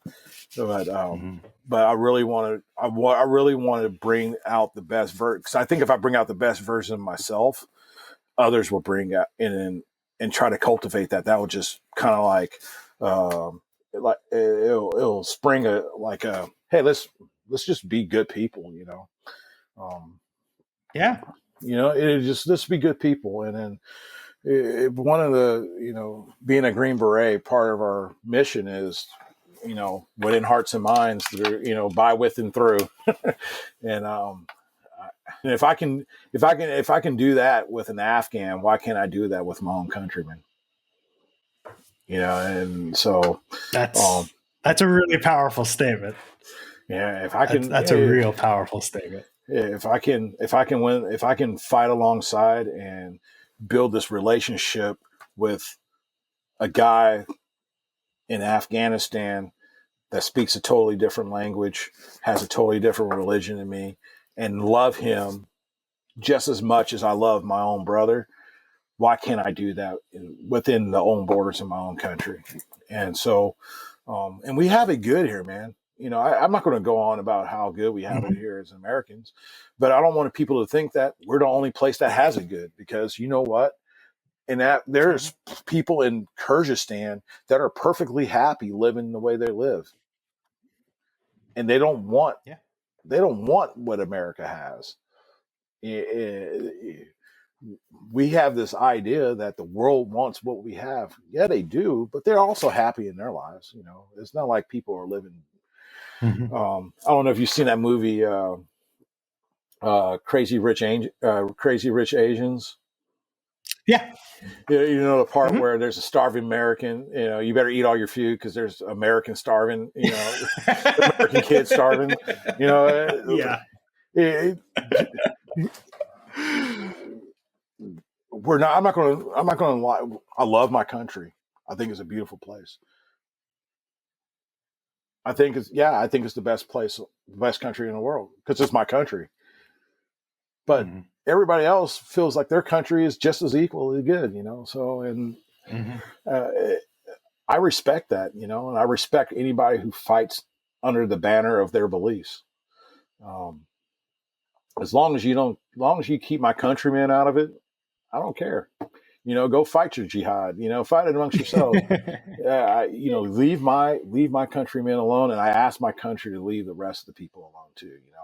They leave it alone. Let's focus on America. Let's keep America first in all aspects. Let's focus on the problems and issues we have here. Let's bring the people. Like if Joe Biden, if Uncle Joe Biden wants to build back better, then step away from everything else and focus solely on the U.S. I know that's not realistic, but let's focus on America and what makes us believe America is the best nation. Because I really don't care what a Peruvian thinks about America, because I was in Iceland, and I heard some bad, people said some nasty things, not about me being black, but about me being American, Yeah. And I'm an ambassador. Like when my family leave the shores of this country or leave the border of Florida, we're representatives of my name in our country. And I made a mistake by being a little loud and then not realizing what I was doing. I was talking a little loud, and it happened twice. And I'm not beating myself up because the guy was a jerk, but at the same time, it's just about respecting other people's way of life. That's really important. And keep communism out of my country. Keep the diversity beautiful. And, if you're a racist, get out. I don't need you in my life. I don't think anybody that follows me falls under that I know they better not, but at the end of the day, man, that red, white, and blue means a lot to me. And That's actually a good segue into some of the questions. And Yeah. there were a lot of questions from Twitter. There are a Oh, lot yeah. of interested folks. Yeah.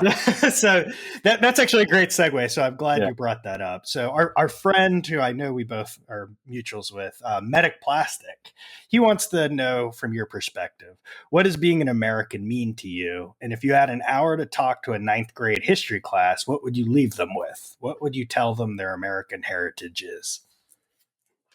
So the first part, I think I've already answered what being an American Yeah. means to me. Um, I had an opportunity to speak to a middle school class. They wanted to ask about Robbie, and I found myself.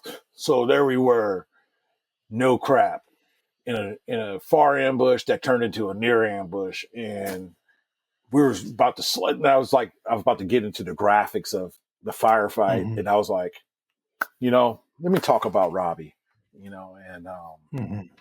and so at the end of the day, when I wrapped it all up, and I was like, hey man, at the end of the day, love one another. This is why we'll leave that class with: love one another, love yourself, yourself, respect others, respect your parents, clean up after yourselves, and don't treat fast food workers like crap, and I really mean that, because Yeah, I'm surprised how people treat fast food workers for whatever reason. it's true. Yeah, they treat them I like didn't. crap. I didn't work. I didn't work fast food, but maybe one step above fast food in the Right. hierarchy. I did 3 years at Applebee's. Oh, they wear all the tchotchke, all the pieces of flair. On the flare, yeah. Now, yeah. I did 3 years there, and then while I was in college, and I did when I started working at nicer restaurants, like not high end but Right. higher end. And whenever I would talk about like I worked at Applebee's, they would talk to me like I just got out of prison. They're like, "Oh, yo, this dude just did 3 years at Applebee's." Hey, is it true what they do in the back? It is 100% true. Oh man! All right. But what would you tell them about their heritage? I would say, like, our heritage happened the way it happened in order for our future to be better. Embrace it. Don't forget it, and teach it to your kids so that we don't have to repeat it. Mm-hmm. I think if I remember being taught about slavery, I mean, re-taught about what happens during the civil rights march, and then all in my head is like, all right, we're trying to be better people now, and for whatever reason, somebody hit the reset button, on that, and it's just like, what? No, man, we've moved past that. Let's take the next step forward, and let's just be better people, man. At the end of the day, let's go out and um and do charitable projects with one another. Let's clean up after ourselves. Let's take pride in our country in a way that when people come here, they were like, I don't see trash all over the side of the road, or but that's just me, man. That's the way I see it. I really would like to see Americans really do, like, sincerely come together, and not with any labels, no labels whatsoever. Because I want people to see, like, when kids are when you see me, I want you to see me as a man first and foremost, and only as a man. If that's how I'm presenting myself. Um, but I couldn't help it. But no. I don't blame you. But no, seriously, if you want, if you see, I want you to see me as a person. I don't want you to see the color of my skin. I don't want you to hear the accent in my voice.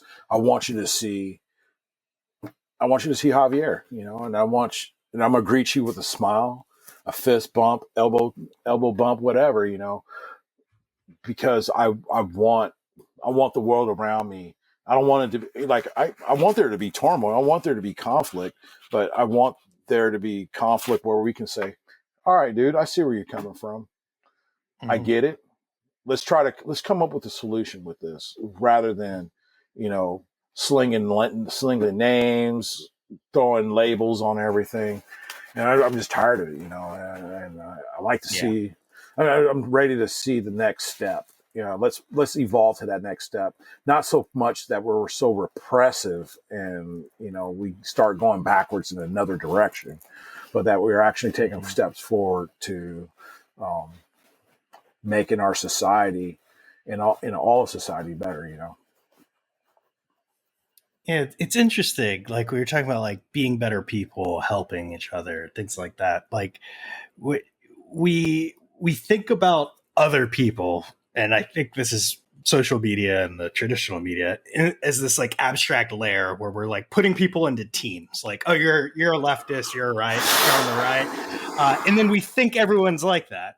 But like, you go to Costco or the grocery store or anywhere, you see someone who needs help on the street, like the first thing the first thing you think about isn't, oh, is this person, do they No, believe the same things I believe? No, you no. see someone who needs help.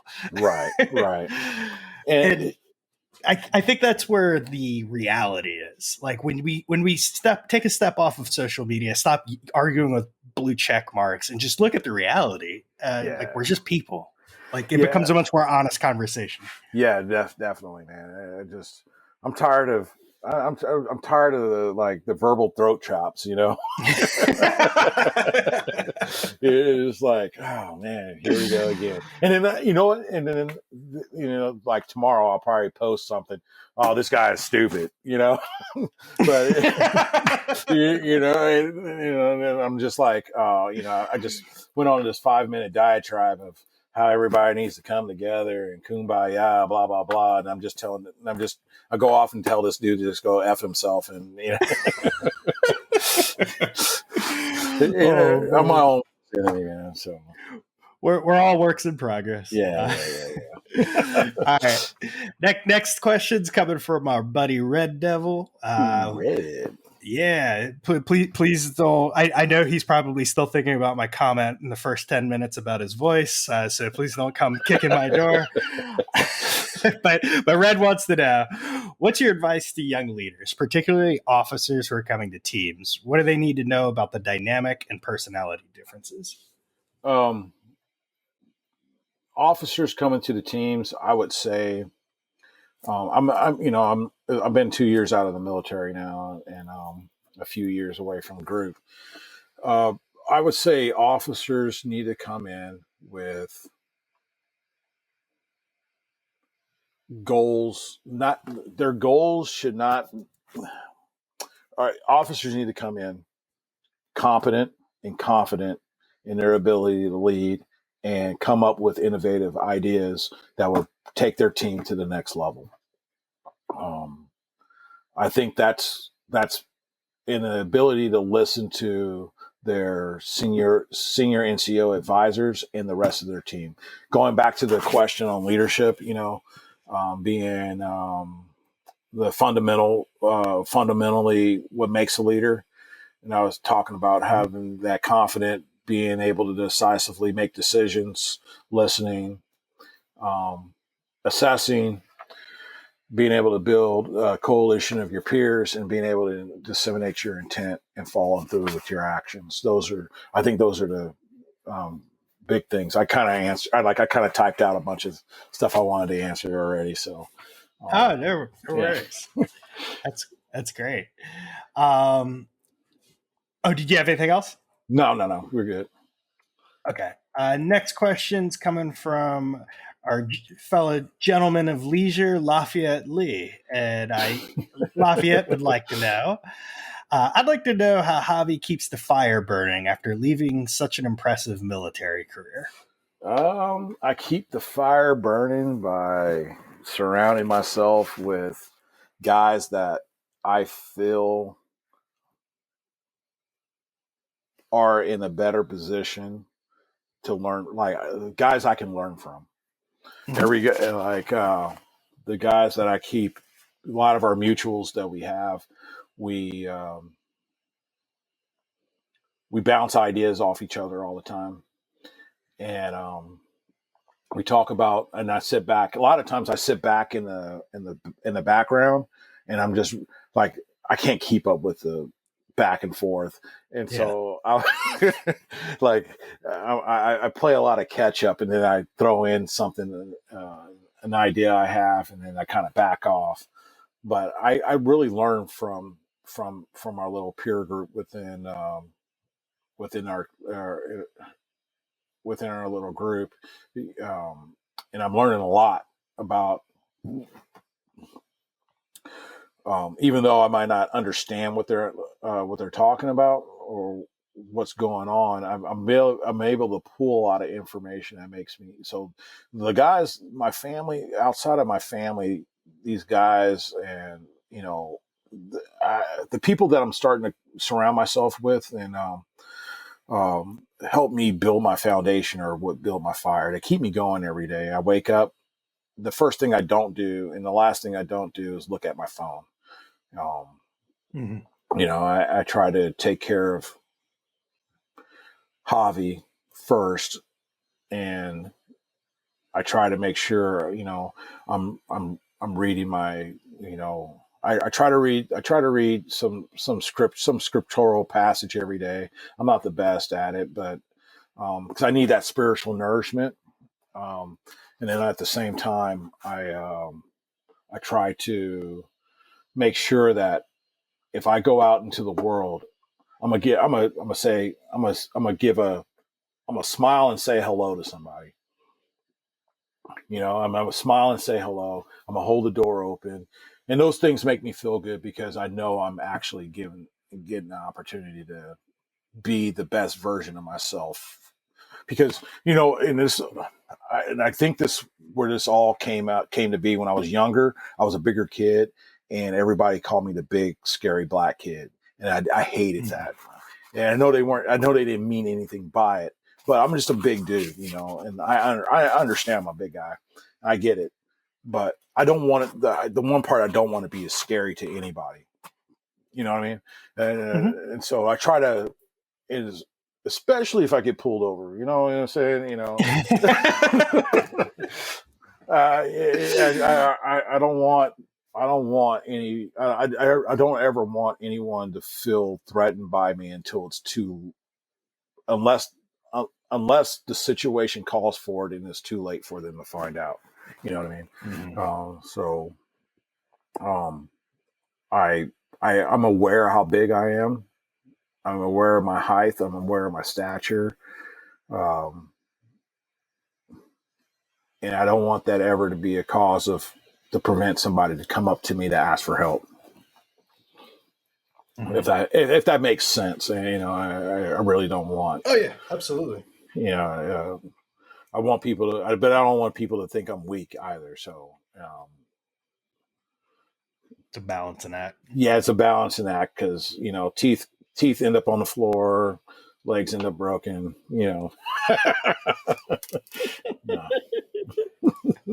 Oh man! All right. Our friend Shanti Ananda wants to know, what was the most simple of things you could do that garnered the greatest payback for confidence building with your team? What was the simplest thing you can do that garnered the greatest payback?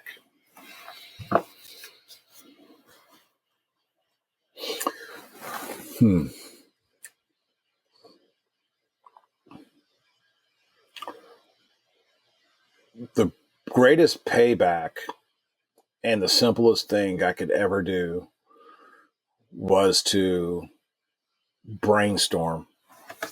And what I mean by that is I had an idea. There's an idea I presented to, I was presented with, and to come up with a solution.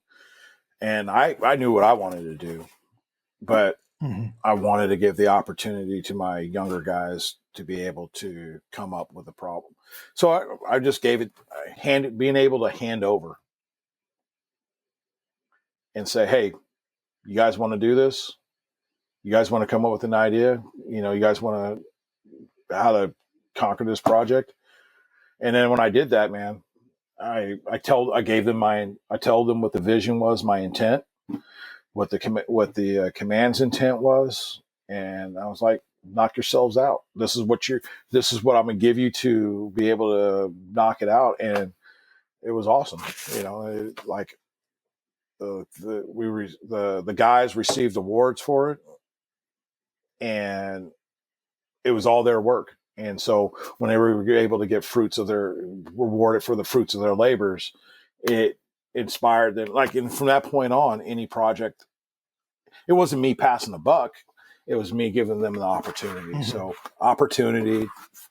offering people opportunity to exercise their ideas with oversight and guidance. It's the simplest thing.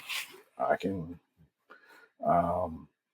see, giving like a little small concrete example of that as being one of the best things for team building.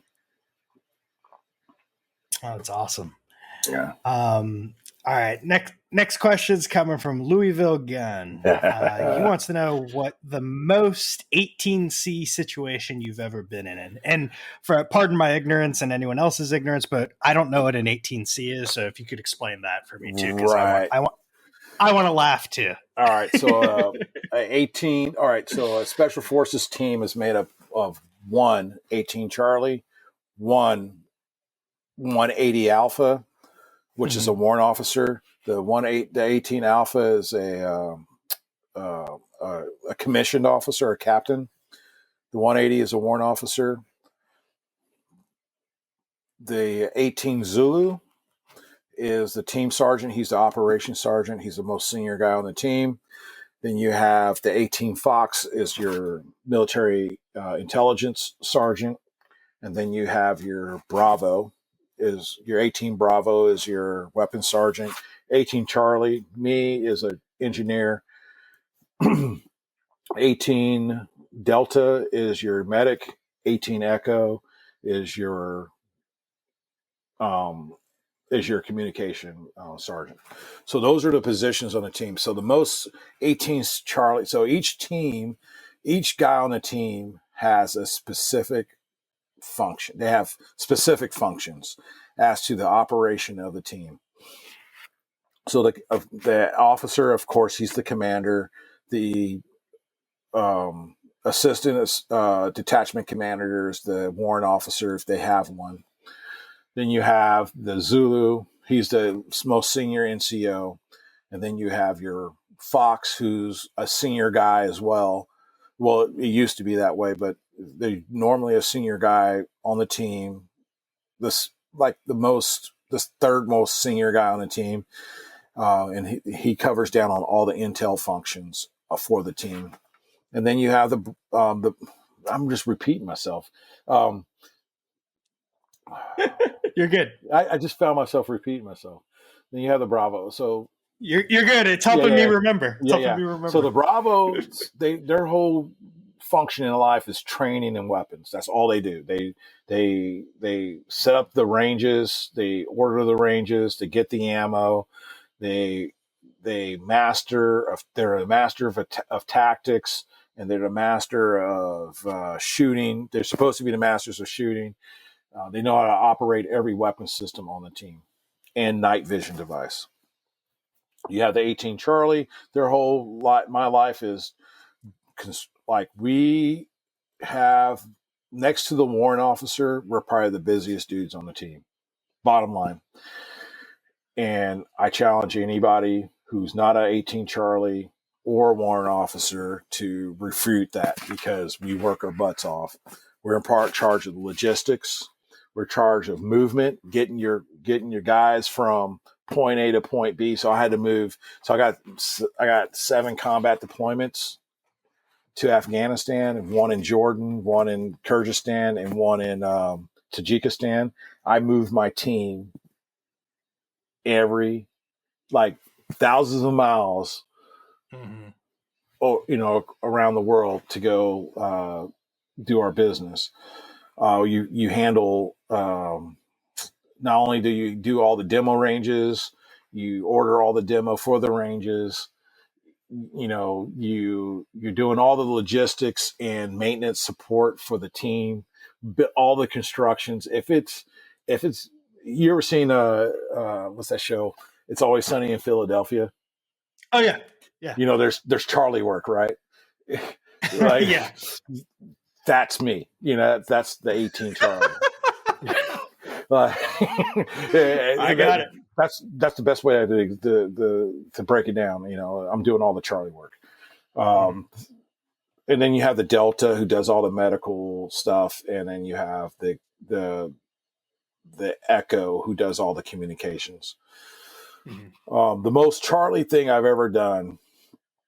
I shared a video a while back, and it showed like an explosion at the end of the video, and I put it on there. The last part of that video almost killed me. So this is the story behind it. We were working with our explosive ordnance guys, and they recovered a cache of Willie Pete mortars. Willie Pete is white phosphorus. Very dangerous, very volatile. These rounds, we had to cake them in mud to keep the air from getting into igniting the Willie Pete, because the outer casings were cracked, and so we were disposing of these mortar rounds, and it was about maybe eight or nine of them that we were blowing up. So what I did was it was a command detonated, meaning it's almost instantaneous. Once I push the plunger in and I pull it, it's going to go down a shock tube and, you know, blow everything up. But what I found some 3-second delays, and what a delay is, once you get to that part of the line, of the detonating line, it's not going to be instantaneous explosion. And the reason why I wanted that 3-second delay is so I can make sure every shot goes off. And I did it at night so I can make sure every shot went off. And so, and then the other thing I did was I made sure that I put the explosive on top of the Willie Pete and not underneath it, because I didn't want the explosive to kick the round up and then come back at me. So what I didn't account for, and then what I did it from top to bottom. So there was like there was 2 pieces of high ground, and then I laid in between those 2 pieces of high ground, there was some low ground called a draw, and I laid them out about 100 meters apart in that draw. So I got them all laid out. I got 9 charges laid out. They're all in a 3-second delay. And I started from the top, and it's going to work its way down. So the first 8 go off as planned. Number 9, what I didn't account for was that each explosion would have knocked the round over and over. And so what I suspect happened, it eventually got to where the C4 was underneath the round. And when it went off, it shot the round up. And that round came and landed. So I had where I was, there was terrace. So there was like a mountain, and then you had like a flat land, and it dropped. There's like a wall, like a retaining wall, and then it goes flat, and then the retaining wall goes flat. And I was like 8 or 9 deep into this, because there's like a separation of maybe like 100 meters per.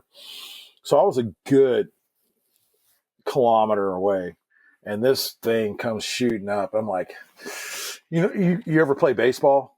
Yeah. And you get that hit, and you're out in the outfield, and you're just like judging it, and you're like, oh, I can catch that. I was like, wow, this sucks, because this is coming right at me. And I know the blast radius, by the time it landed, the blast radius was bigger than I can outrun. So I hid behind my ATV. I was like, all right, this is it. This is my day. And there was a retaining wall. So my ATV is right here. I'm at the bottom of this retaining wall, and I got my junior Charlie, and I'm like, oh man, you just got here. You're about to die. And like, I'm thinking this in my head. No. and that thing just said thump, and right in the mud. I was like, oh, thank goodness. And so, yeah, it didn't go off, man, but I had to blow that stupid thing right there in place. And so it was that was like the most 18 Charlie situation I've been in. That's wild. Yeah. Oh man. Yeah. That was some good stuff. All right. On to the next one. We've got, it's for Pickle. The infamous Pickle. Just be glad I have too much respect for this question to talk with the list.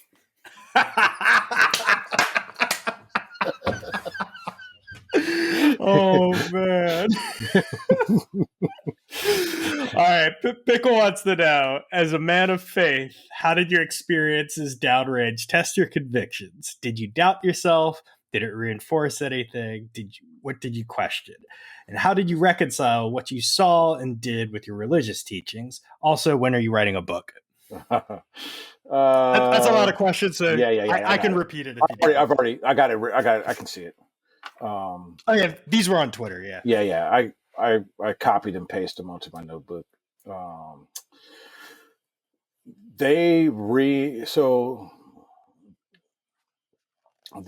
They strengthen my convictions.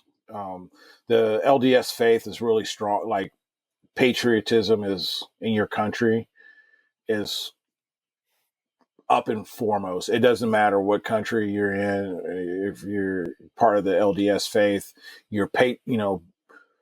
being patriotic to your country is right up there. So in that sense, I was proud to be where I was at. I knew it wasn't like some type of manifest destiny in my head, but it was like I know I'm doing the right thing, in my heart. There were times I doubted myself, but there's a couple. So I'm gonna answer: Did you doubt yourself? Did it reinforce, or did it make me question? Okay, the answer to that, no, yes, and yes.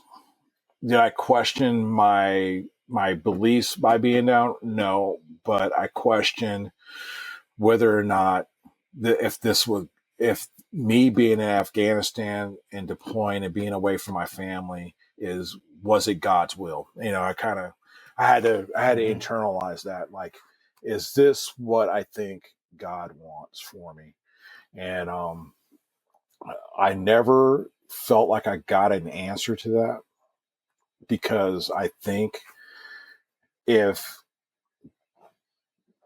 that wasn't the case, God would never. He would have provided another way for me another option, if that makes sense. Like I feel like I feel like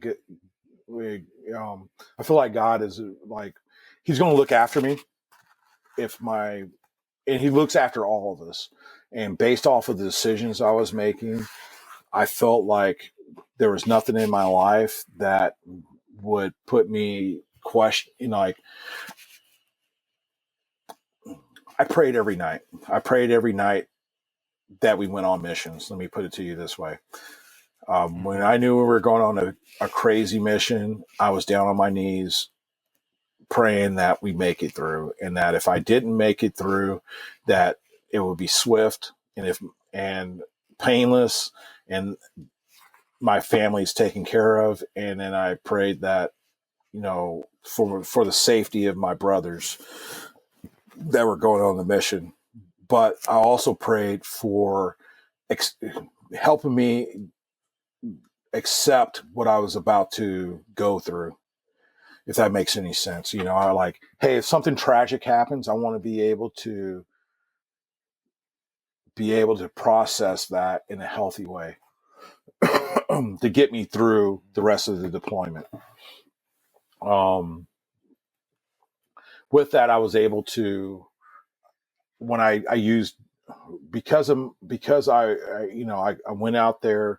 I didn't join the. I'm gonna be honest with you. I didn't join the army to go out and kill people. I didn't. And when I joined SF, my mentality wasn't to go out and kill people.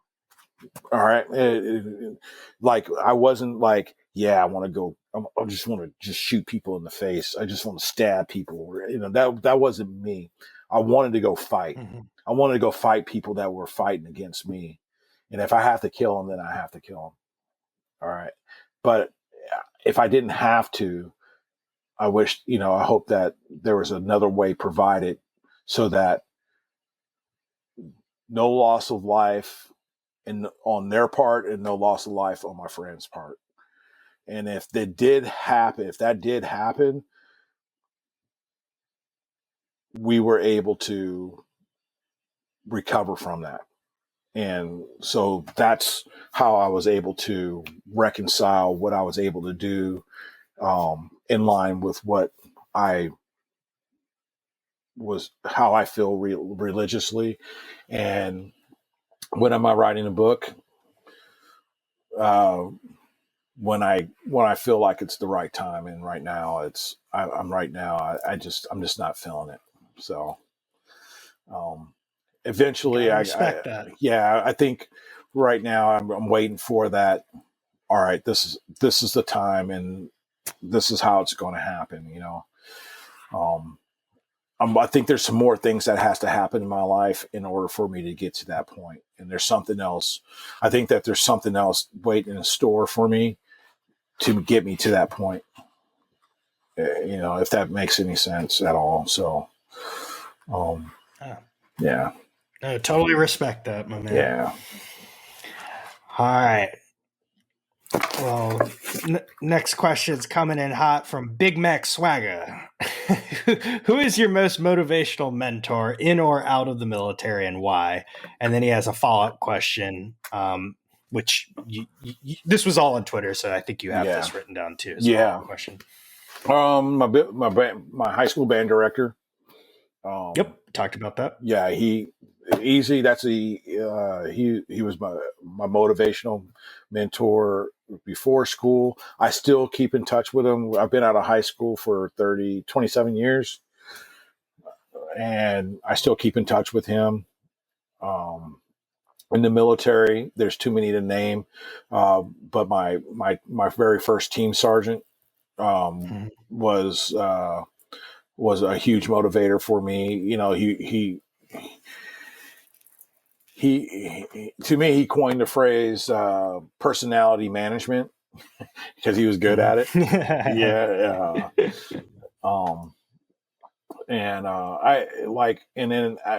Outside the military, there's a lot of the guys that I keep in touch with on Twitter that, I wouldn't call them mentors, but they very do influence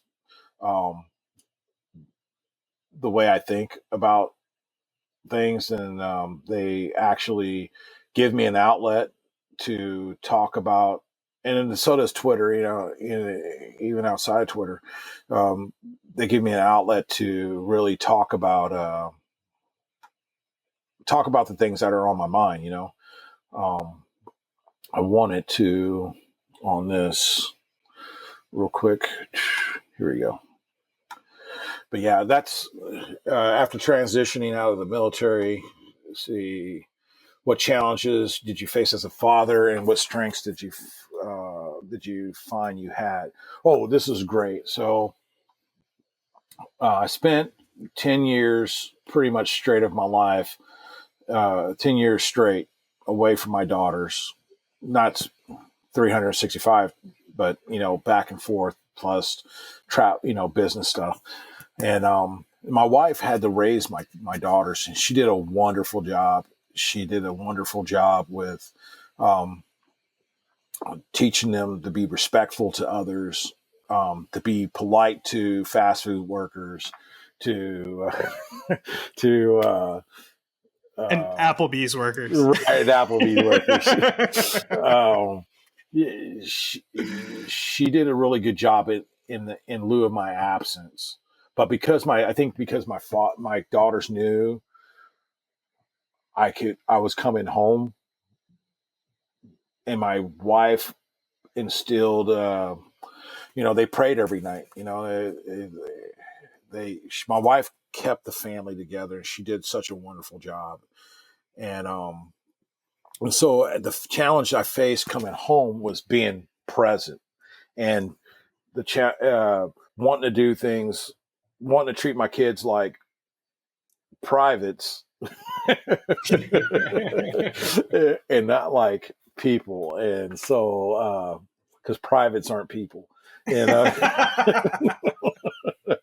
they're the worst, man, I tell you. And so what I had to do is just I had to learn to be a dad, to be the guy that supports my wife's decisions and disciplining the kids. I had to learn to be a listener for my kids' issues and problems. And I had to learn, and and what I had to learn from them is like, as I was getting my degree and I was learning about leadership and the whole development part of it, I learned that these kids are developing at an age where they need somebody to provide them with structure. They need a male in their life to provide them with structure. And so it was really, and then it took some time. My kids didn't really take to the shine. They had to like gain that, because dad was always gone, and Yeah. And then when I came home, my wife was like, will you handle this? All right, everybody, Christmas is canceled. You'll never get a car. Go do push-ups, do squats, we're going on a run. Come on, and it's just like, no, man, these are girls, dude. They need Huggy Bear. Come on. And so learning to be a dad was a big transition. And then, because I think there's a difference between being a dad and being a father. Being a dad is that the guy that tucks them in at night, and that guy that plays around on the floor with them and takes them out on princess dates and things like that. And being a father is, giving them a little smack check on the side of the head and disciplining them, but in a loving manner, So, so those, I was grateful. I'm grateful for the experience of seeing my girls blossom from little girls to ladies. And I'm looking forward to them taking the next steps in their life and getting out of my house.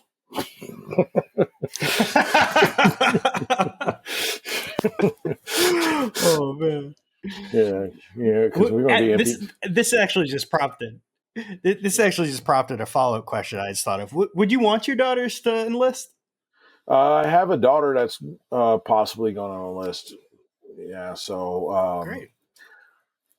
I feel confident enough that they will make the right.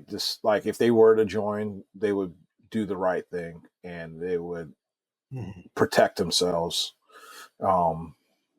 Because the biggest thing right now, you would think that every young lady in the military is getting raped, and I'm not. That's a touchy subject, and and I feel for the ladies in the military that experience that, and I really wish that we can throw the dudes that are guilty of those type of things into wood chippers. But commands have too many issues on their plate, too many things on their plate to have to deal with some dummy who's going to take advantage of another service member. And this is not called for, those guys, they need to be dealt with in a very, dude, they're just as bad as the enemy in my mind. You know what I mean? Yeah, they're just as bad as the Taliban coming up and setting off a suicide bomb. Like, to me, that's the equivalent of sexual assault and harassment, because it takes away so much time from the command, because now they have to deal with not just the victim, and then not, screw the command, the victim who falls, like, it sucks for them, um, Yeah. and those are scars they have to live. That's, they're I can only imagine, because I think about my daughters. I can only imagine what I would do to that dude if I found him. If that, anyway, if you're a guy, if you're a soldier in the military and you're listening to me, no soldier, no member of the military deserves that type of treatment. Period. You treat your fellow soldiers with all the respect they deserve, and consensual relationships are awesome. They're great, but don't eat where you shit. That's just don't do it, man. No woman, no man deserves to be sexually assaulted or raped, period. I don't care if you're in the military or not, especially if you're in the military, you're held to a higher standard. And I think wood chippers are appropriate punishment. That's my opinion. And so that's how I feel It's about it. It's going to be hard. Yeah. It's going to be hard to find any disagreement there, my man.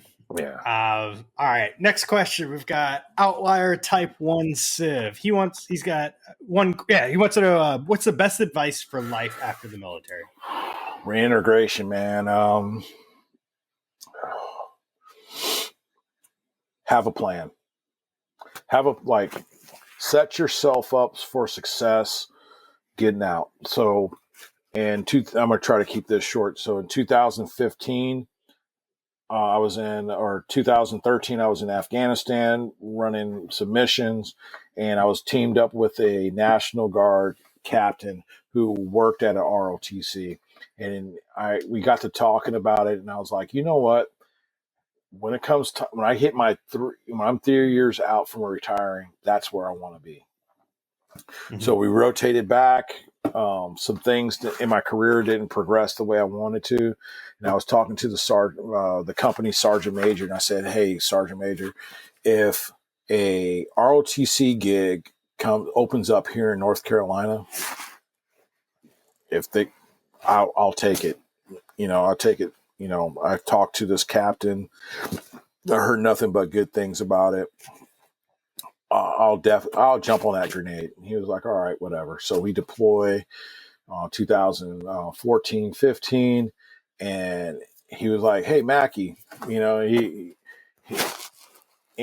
sitting in his office. We're in Kabul, and he kind of scoots back and, hey, Mackey, and he kind of looks at me. He goes, and he says it really slow. He's like, I need you to send an email out to all the team sergeants saying there's a ROTC opening at University of Central Florida. I was like looking at him. I'm like, come on, Sergeant Major. He goes, you want it? And I was like, yeah. And I knew it was, coming down in Orlando, it was a hard transition. But it was part of my plan, and I stuck to it. And part of that plan was to get my degree.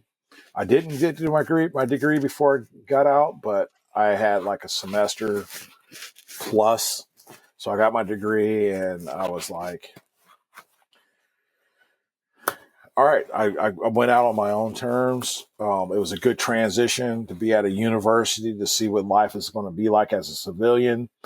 And yeah, man. So the big bottom line is to have a plan. a realistic, achievable plan. And if it's not in your hands, adjust it. Don't fall in love with your plan. That's the first rule. Don't fall in love with your plan. Have a plan, just don't fall in love with it, and then make it so that you have a couple courses of action if something falls through. So Something falls through. Yeah. So, and to be honest with you, some things it did fall through. Like I was stressing myself out so much with school. That fear of failure that I actually, I had to get admitted to the hospital. It was bad, geez. man. I was, bro. I put so much pressure on myself, and I got to get past that psychological hurdle in order for me to write a book, in order for me to step out and take those steps. So those are things I'm working through. You'll get there, my man. Yeah. I believe in you. Yeah. All right. Related to that question, Talon02 wants to know, what was the biggest challenge faced when reintegrating into civilian life after getting out? Seeing, not being in, like, I actually do miss the military. As much as I love being out of the military, I equally miss being in the military. And the biggest challenge is to not put the rest of the world on military standards. And what I mean by that is, so I started working where I'm at now, and the first week they gave me a project. Hey, knock this out. You got 3 weeks to knock it out. I'm like, all right. So I take a look at it, assess my workload, and I'm like, wait a minute. And so, like, as I was doing it, I was able to develop a system to make it efficient to where I got it done in like 3 hours, 2 to 3 hours. Mm-hmm. And I went through, looked for mistakes. All right, I think it's good. And I handed this package back, and they're like, what's this? And I go, this is what you wanted. And he goes, well, I gave you 3 weeks, right? And I'm like, yeah. He goes, if I give you 3 weeks, take 3 weeks, man. And I'm like looking to my left and right. I'm like, what kind of Mickey Mouse joint is this, man? And they're like, why are you giving me, it wasn't very complicated, but I was like, all right, and so don't be in a rush. Like, take your time. I would say not taking my time and enjoying life. It's always, because in the military, there's always a deadline, and when I wasn't at work, I was thinking about work. Now I come home, come 3, 4 o'clock. Hey, baby, what you got going on? Hey, let's go for a run. Now I know to shut work off. I don't have to worry about it. The only little soldiers I have to worry about is my wife and my kids, my daughters. They live in the house with me. I don't have to worry about being at a formation the next morning. So those are the challenges. The first full night of sleep I got was the day I signed out of the Army. Bro, that I knew I had nothing the next day other than to find a job. All I had to do was find a job. Just that. But it was the first time I didn't have to be at a form. I didn't have to be in charge of anything. I didn't have to think about anything. All I had to do is wake up, take a poo, wipe my butt, and eat, and do it all over again. That felt good, man. That really felt good, and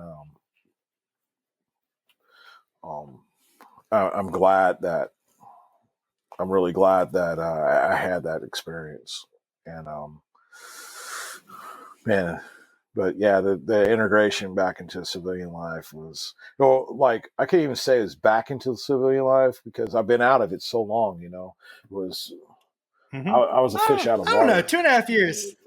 Yeah. 2.5 years. Like you seem pretty well adjusted. There's some other dudes. Like I've got a lot of veteran friends, and like it's very clear to me the ones who are still very much institutionalized. Like we'll be hanging out with friends, and like every single one of their stories has to do with, oh yeah, when I was back in the military. And I was like, dog, no one here. I'm sorry, no one here can relate to this story. Yeah. So I get used to like being in crowds where people want to hear about my military experience, Mm-hmm. and then by default I end up running my suck, and then I think everybody wants to hear about it, and that's what I think happens, because somebody wants to hear Mm-hmm. like, so what's Afghanistan like, and it's like SpongeBob. 3 hours later, and it's like I'm still like, Yeah. I love that country, and I loved the opportunities I had. I think when I say I love it, I loved being there with my bros. Mm-hmm. I like the people. I cultivated a lot of friendships with the people, but that place can be an awesome place to be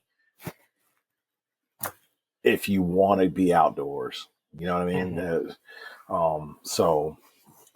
Yeah, if you want to be outdoors, that's a good place to be, and that could be a freaking ski paradise in and of itself, man. So, yeah. All right. Well, we're coming up. This is the last question. I know it's late where you're at, and this is actually now the longest episode we've had of Trap House. Yes. We broke the record on Saturday night when I had the 3D printed gun guy from Defense I Distributed. still listen to that one. Oh, he's a great dude. He's hilarious. Yeah. But no, we broke that record 15 minutes ago. So last question's coming from our buddy Neon Confused. What's the one lesson from the military that you wish all civilians would learn and apply? Wow. Don't trust the government.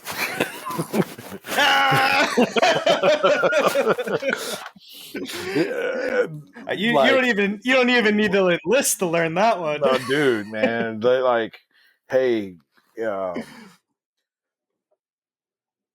enjoy your freedoms. Like people don't know, man. We give up that. Like when we joined the military, we're it's not about like putting our lives on the line.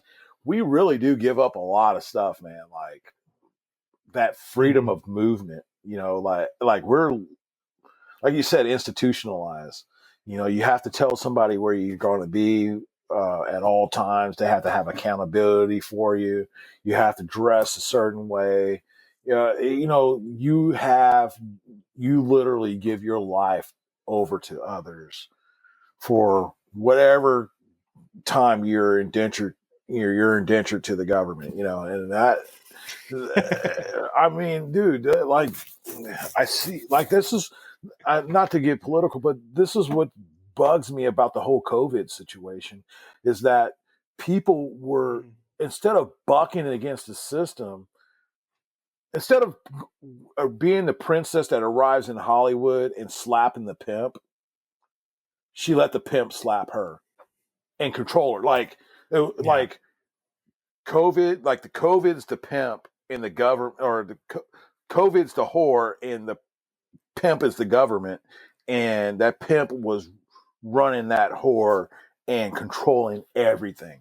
And bugs me. Just believe the science. All right. You know what? I'm going to do that for 15 days. You have an expiration date, period. And where are we at now? We're like a year plus into this, man. I'm like, really? Yeah. You go up to look what those clowns are doing up in Canada, man. And they're our neighbors. You know, Mm-hmm. that friendly neighbor you have next door. Oh yeah, they're getting beat. They're in an abusive relationship up there. You know, they're getting churches broken into while they're worshiping, kids getting Yeah. taken from them, getting put in jail. Like, why are you giving up your God-given rights, and just because you're scared, you know? And so, yes, all right. People get Yeah. sick, people I'm with die, you. man. And I respect, and my heart goes out to anybody who lost someone during this pandemic. But at the same time, man, you know, I can, I'm sitting here in my house right now, and someone can come in and shoot me, you know, or someone can come in, or death can happen at any time, and we have no control of that. And I would, I would hope that the lesson I say is to hold on to your rights as if it's your last ability to breathe, the last thing you can breathe, because we gave up too much ground. We literally gave up too much ground um to the government on this, and we didn't push back enough out of fear. And I wish that never happened. I Yeah. wish, and I think I would tell people, don't worry about China, worry about companies dictating law, enforcing rules that the government can't enforce. Like, for instance,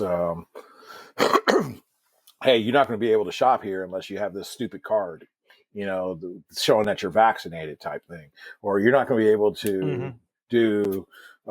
They're infringing on your liberties by placing some of these draconian laws on the things that you need, and they're forcing markets to go into a particular direction, which is wrong by all. You know, it's going to really destroy our economy, in my opinion, especially if Mm-hmm. our only choices are Walmart, Amazon, and a handful of other online options. What about, you know, mom and dad pops, you know, shop in town? You know, they don't have those capabilities. They don't have that automation. They don't have the technology or the money to sustain themselves. Now they're out of business.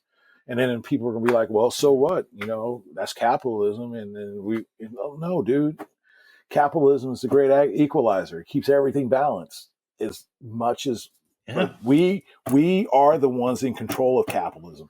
As a consumer, you can vote with your dollars. Period. You know, and if you don't want to buy Chinese goods, spend a little more money for American goods. I'm sure there's a lot of dudes out there who have, you know, merchandise to sell that's American made. And I wish I wish I can buy American more, you know. But I think we need to really, the biggest lesson is to hold on to the liberties you have, and don't let them go. I mean, by no means, don't give any ground, because the moment you you give a small inkling of ground, you're going to be willing to give up a whole lot more, and that's the bottom line. Yep. Um, and I don't want to have to put back on my uniform and come out of retirement. You know, I don't want, and I will, you know, if my nation calls me up, hey, get your fat butt back in a uniform, I'll squeeze in it and show up. That's like a common thread across a couple of the other interviews I've done, where we talk about like this complacency. And there, you know, the Batman movie, Dark Knight Rises, where Bane has this, Bane. he has that line. It's like, victory has defeated you. Like, that's how I feel about us. Like, we just got it so good. Like, we're willing to wear these face diapers. No dude. questions asked. bro. And I do it because I do it out of courtesy to others, not because I believe it, just because I know I have to be a good example to my daughters, and I gotta be nice to fast food workers, and I treat everybody like I would treat a fast food worker, So I want to be nice to them, and but sometimes some people just don't deserve it, man. Like, so you go to Disney here, man. Check this out. Every 30 minutes on the top of the hour, bottom of the hour, and at the beginning of COVID, every 15 minutes, they would tell you there was it was terrible, man. You'd be sitting there having fun with this stupid mask on your face, and they would be like, for the safety of others, make sure you're wearing your mask every 15 minutes. And I couldn't stand it. I couldn't take it, man. And then now it's like every 35 minutes or 30 minutes. But now they're like here in Florida, people are like, I don't care. I hardly ever wear my mask now. Like I stopped by to grab some water at the gas station this morning, and walked in. Nobody in there. The workers have their stuff, and it's all partially down, and we're just whatever. And it's like, oh, now it's just a facade. Yeah. It's just exactly. Yeah, and why do we got to keep pretending like this? Yeah, and just so that the appearance, like, you know what? Are you a reader? Yeah. Have you read the book Atlas Shrugged? Ayn Rand? Yeah, Rand. Yeah, like, dude, she nailed this pandemic on a freaking head, and the liberal thought behind it, So, yeah, it's never let a good emergency go to waste, dude. And I hate the fact that the Democrats are using black people. Like, I'm like we're still being used as a ping pong on issues, like, seriously, so anyway, and I'm sorry, man. you see them diversifying too, like I'm a minority also, and I'm just like, man, the way you guys talk about minorities it sounds like Pokemon. Like this sounds kind of messed up. Yeah, I'll trade you my Blackosaurus for your Ocean Mexican. yeah, like, oh, dude, that you got an Ocean Mexican? That's rare.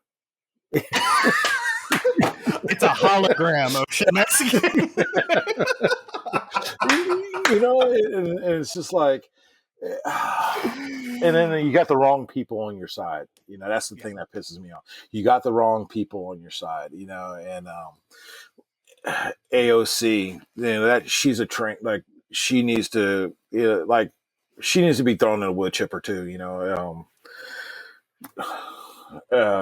Never mind. Strike that. I don't want to be talking crap about. We'd all be. She wouldn't have any second thoughts about throwing us into re-education camps. I mean, she's made it very clear. Yeah. That's fair. I want what's best for my family, man. And right now, because I'm thinking about my progeny, like my grandkids now. Like, I don't have grandkids yet, but at some point I'm going to have grandkids, and I want to make sure they are like they are able to get all of whatever I inherited to them. I want them to be able to enjoy a world without, I don't want my kids grew up knowing nothing but war for the last 20 years. You know what I mean? And it'd be nice for the next generation to be, to see some peace. And, we grew, I don't know how old you are, but, growing up in the 90s, I didn't have to worry about, 90s, like, what the heck was going on in the 90s that we can't repeat? Yeah, we had, the only thing I remember really is the Kosovo conflict, like midway through the 90s. That wasn't really much. And then the USS Cole bombing. That was, and then the Nairobi bombing. Yeah. It was like the back half of the 90s that escalated. Yeah, and it's like, man, we can do better, man. And it was when I was teaching ROTC. The biggest thing that really got to me was knowing that these kids were 5 or 6 years old when 9/11 happened. And now they're commissioning the officers. And I mean, I would have never thought I would be going, like, if that's the case, I should have gone to Vietnam, So like playing those odds, I should be in Vietnam, at the early part of my career, but yeah, it is what it is. And state of perpetual war. Yeah, that's why we got to. Was that 1984? I think. Yeah, we got to get Joe Kent into office so he can run for president. And then I went through a leadership school with Joe Kent. It was a good time, man. Oh yeah. Yeah, a good time. Cool. Yeah, we were in the same, like we got to training group together.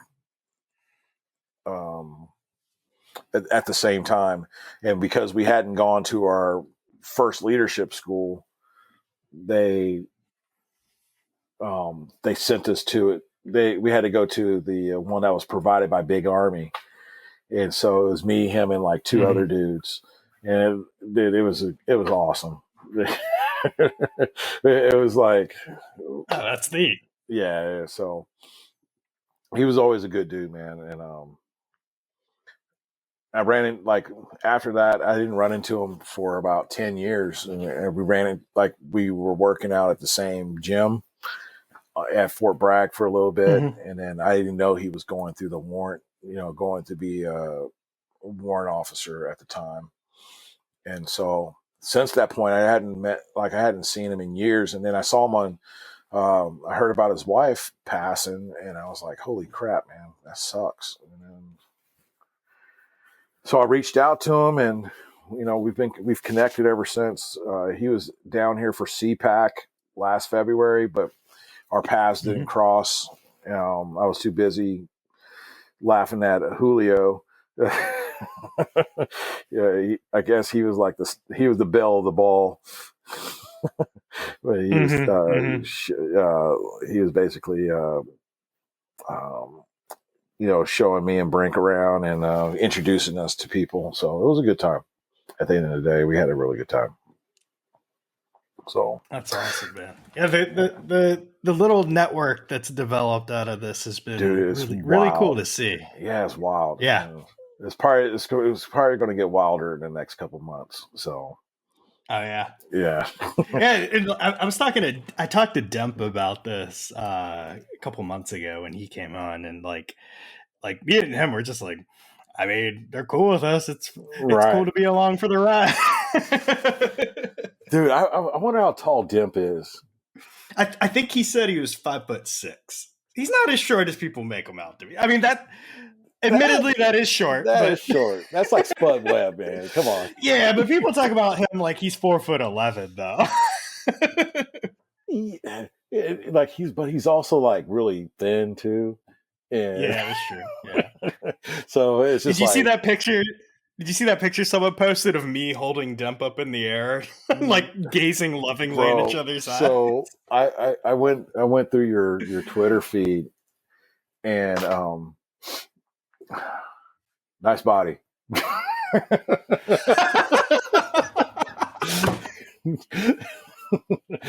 But then like I remember, like, when I first got on Goon Twitter, somebody, I think it was Brink, was superimposing Demp's face on all these videos, and I was like, yep, what the heck? And you never heard anything from Demp. He never said a word. And then I think it was like one day he finally said something, and it just got escalated. And it goes, because I don't know if you remember, Brink used to post the John Travolta,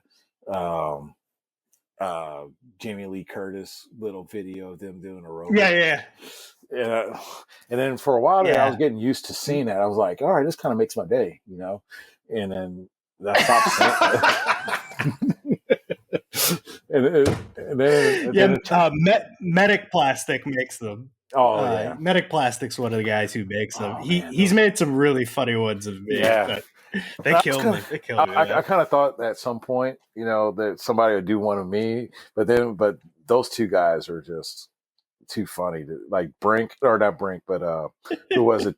Terry Schupert and Shepard. yeah, and what's his face? Demp. I mean Demp. He just got the perfect face for it, man. Like he fits every one of them.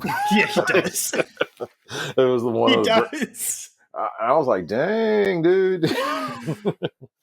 But Demp looking kind of thick. Yeah. Ooh.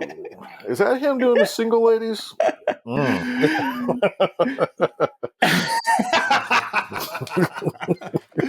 right, man. Well, I know it's late your time. We are coming up on 3 hours. Thank you so much for your time. I know you're a busy man, and you gotta.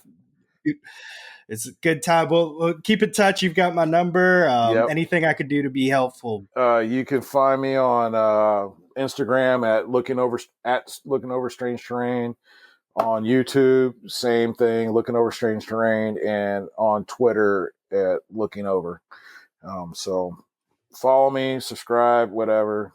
If you don't, it's all right too. I still love you. So yeah, I'll put links in the description and overlay and stuff like that. All right, buddy. All right, man. Thanks again. Later. Out. See ya.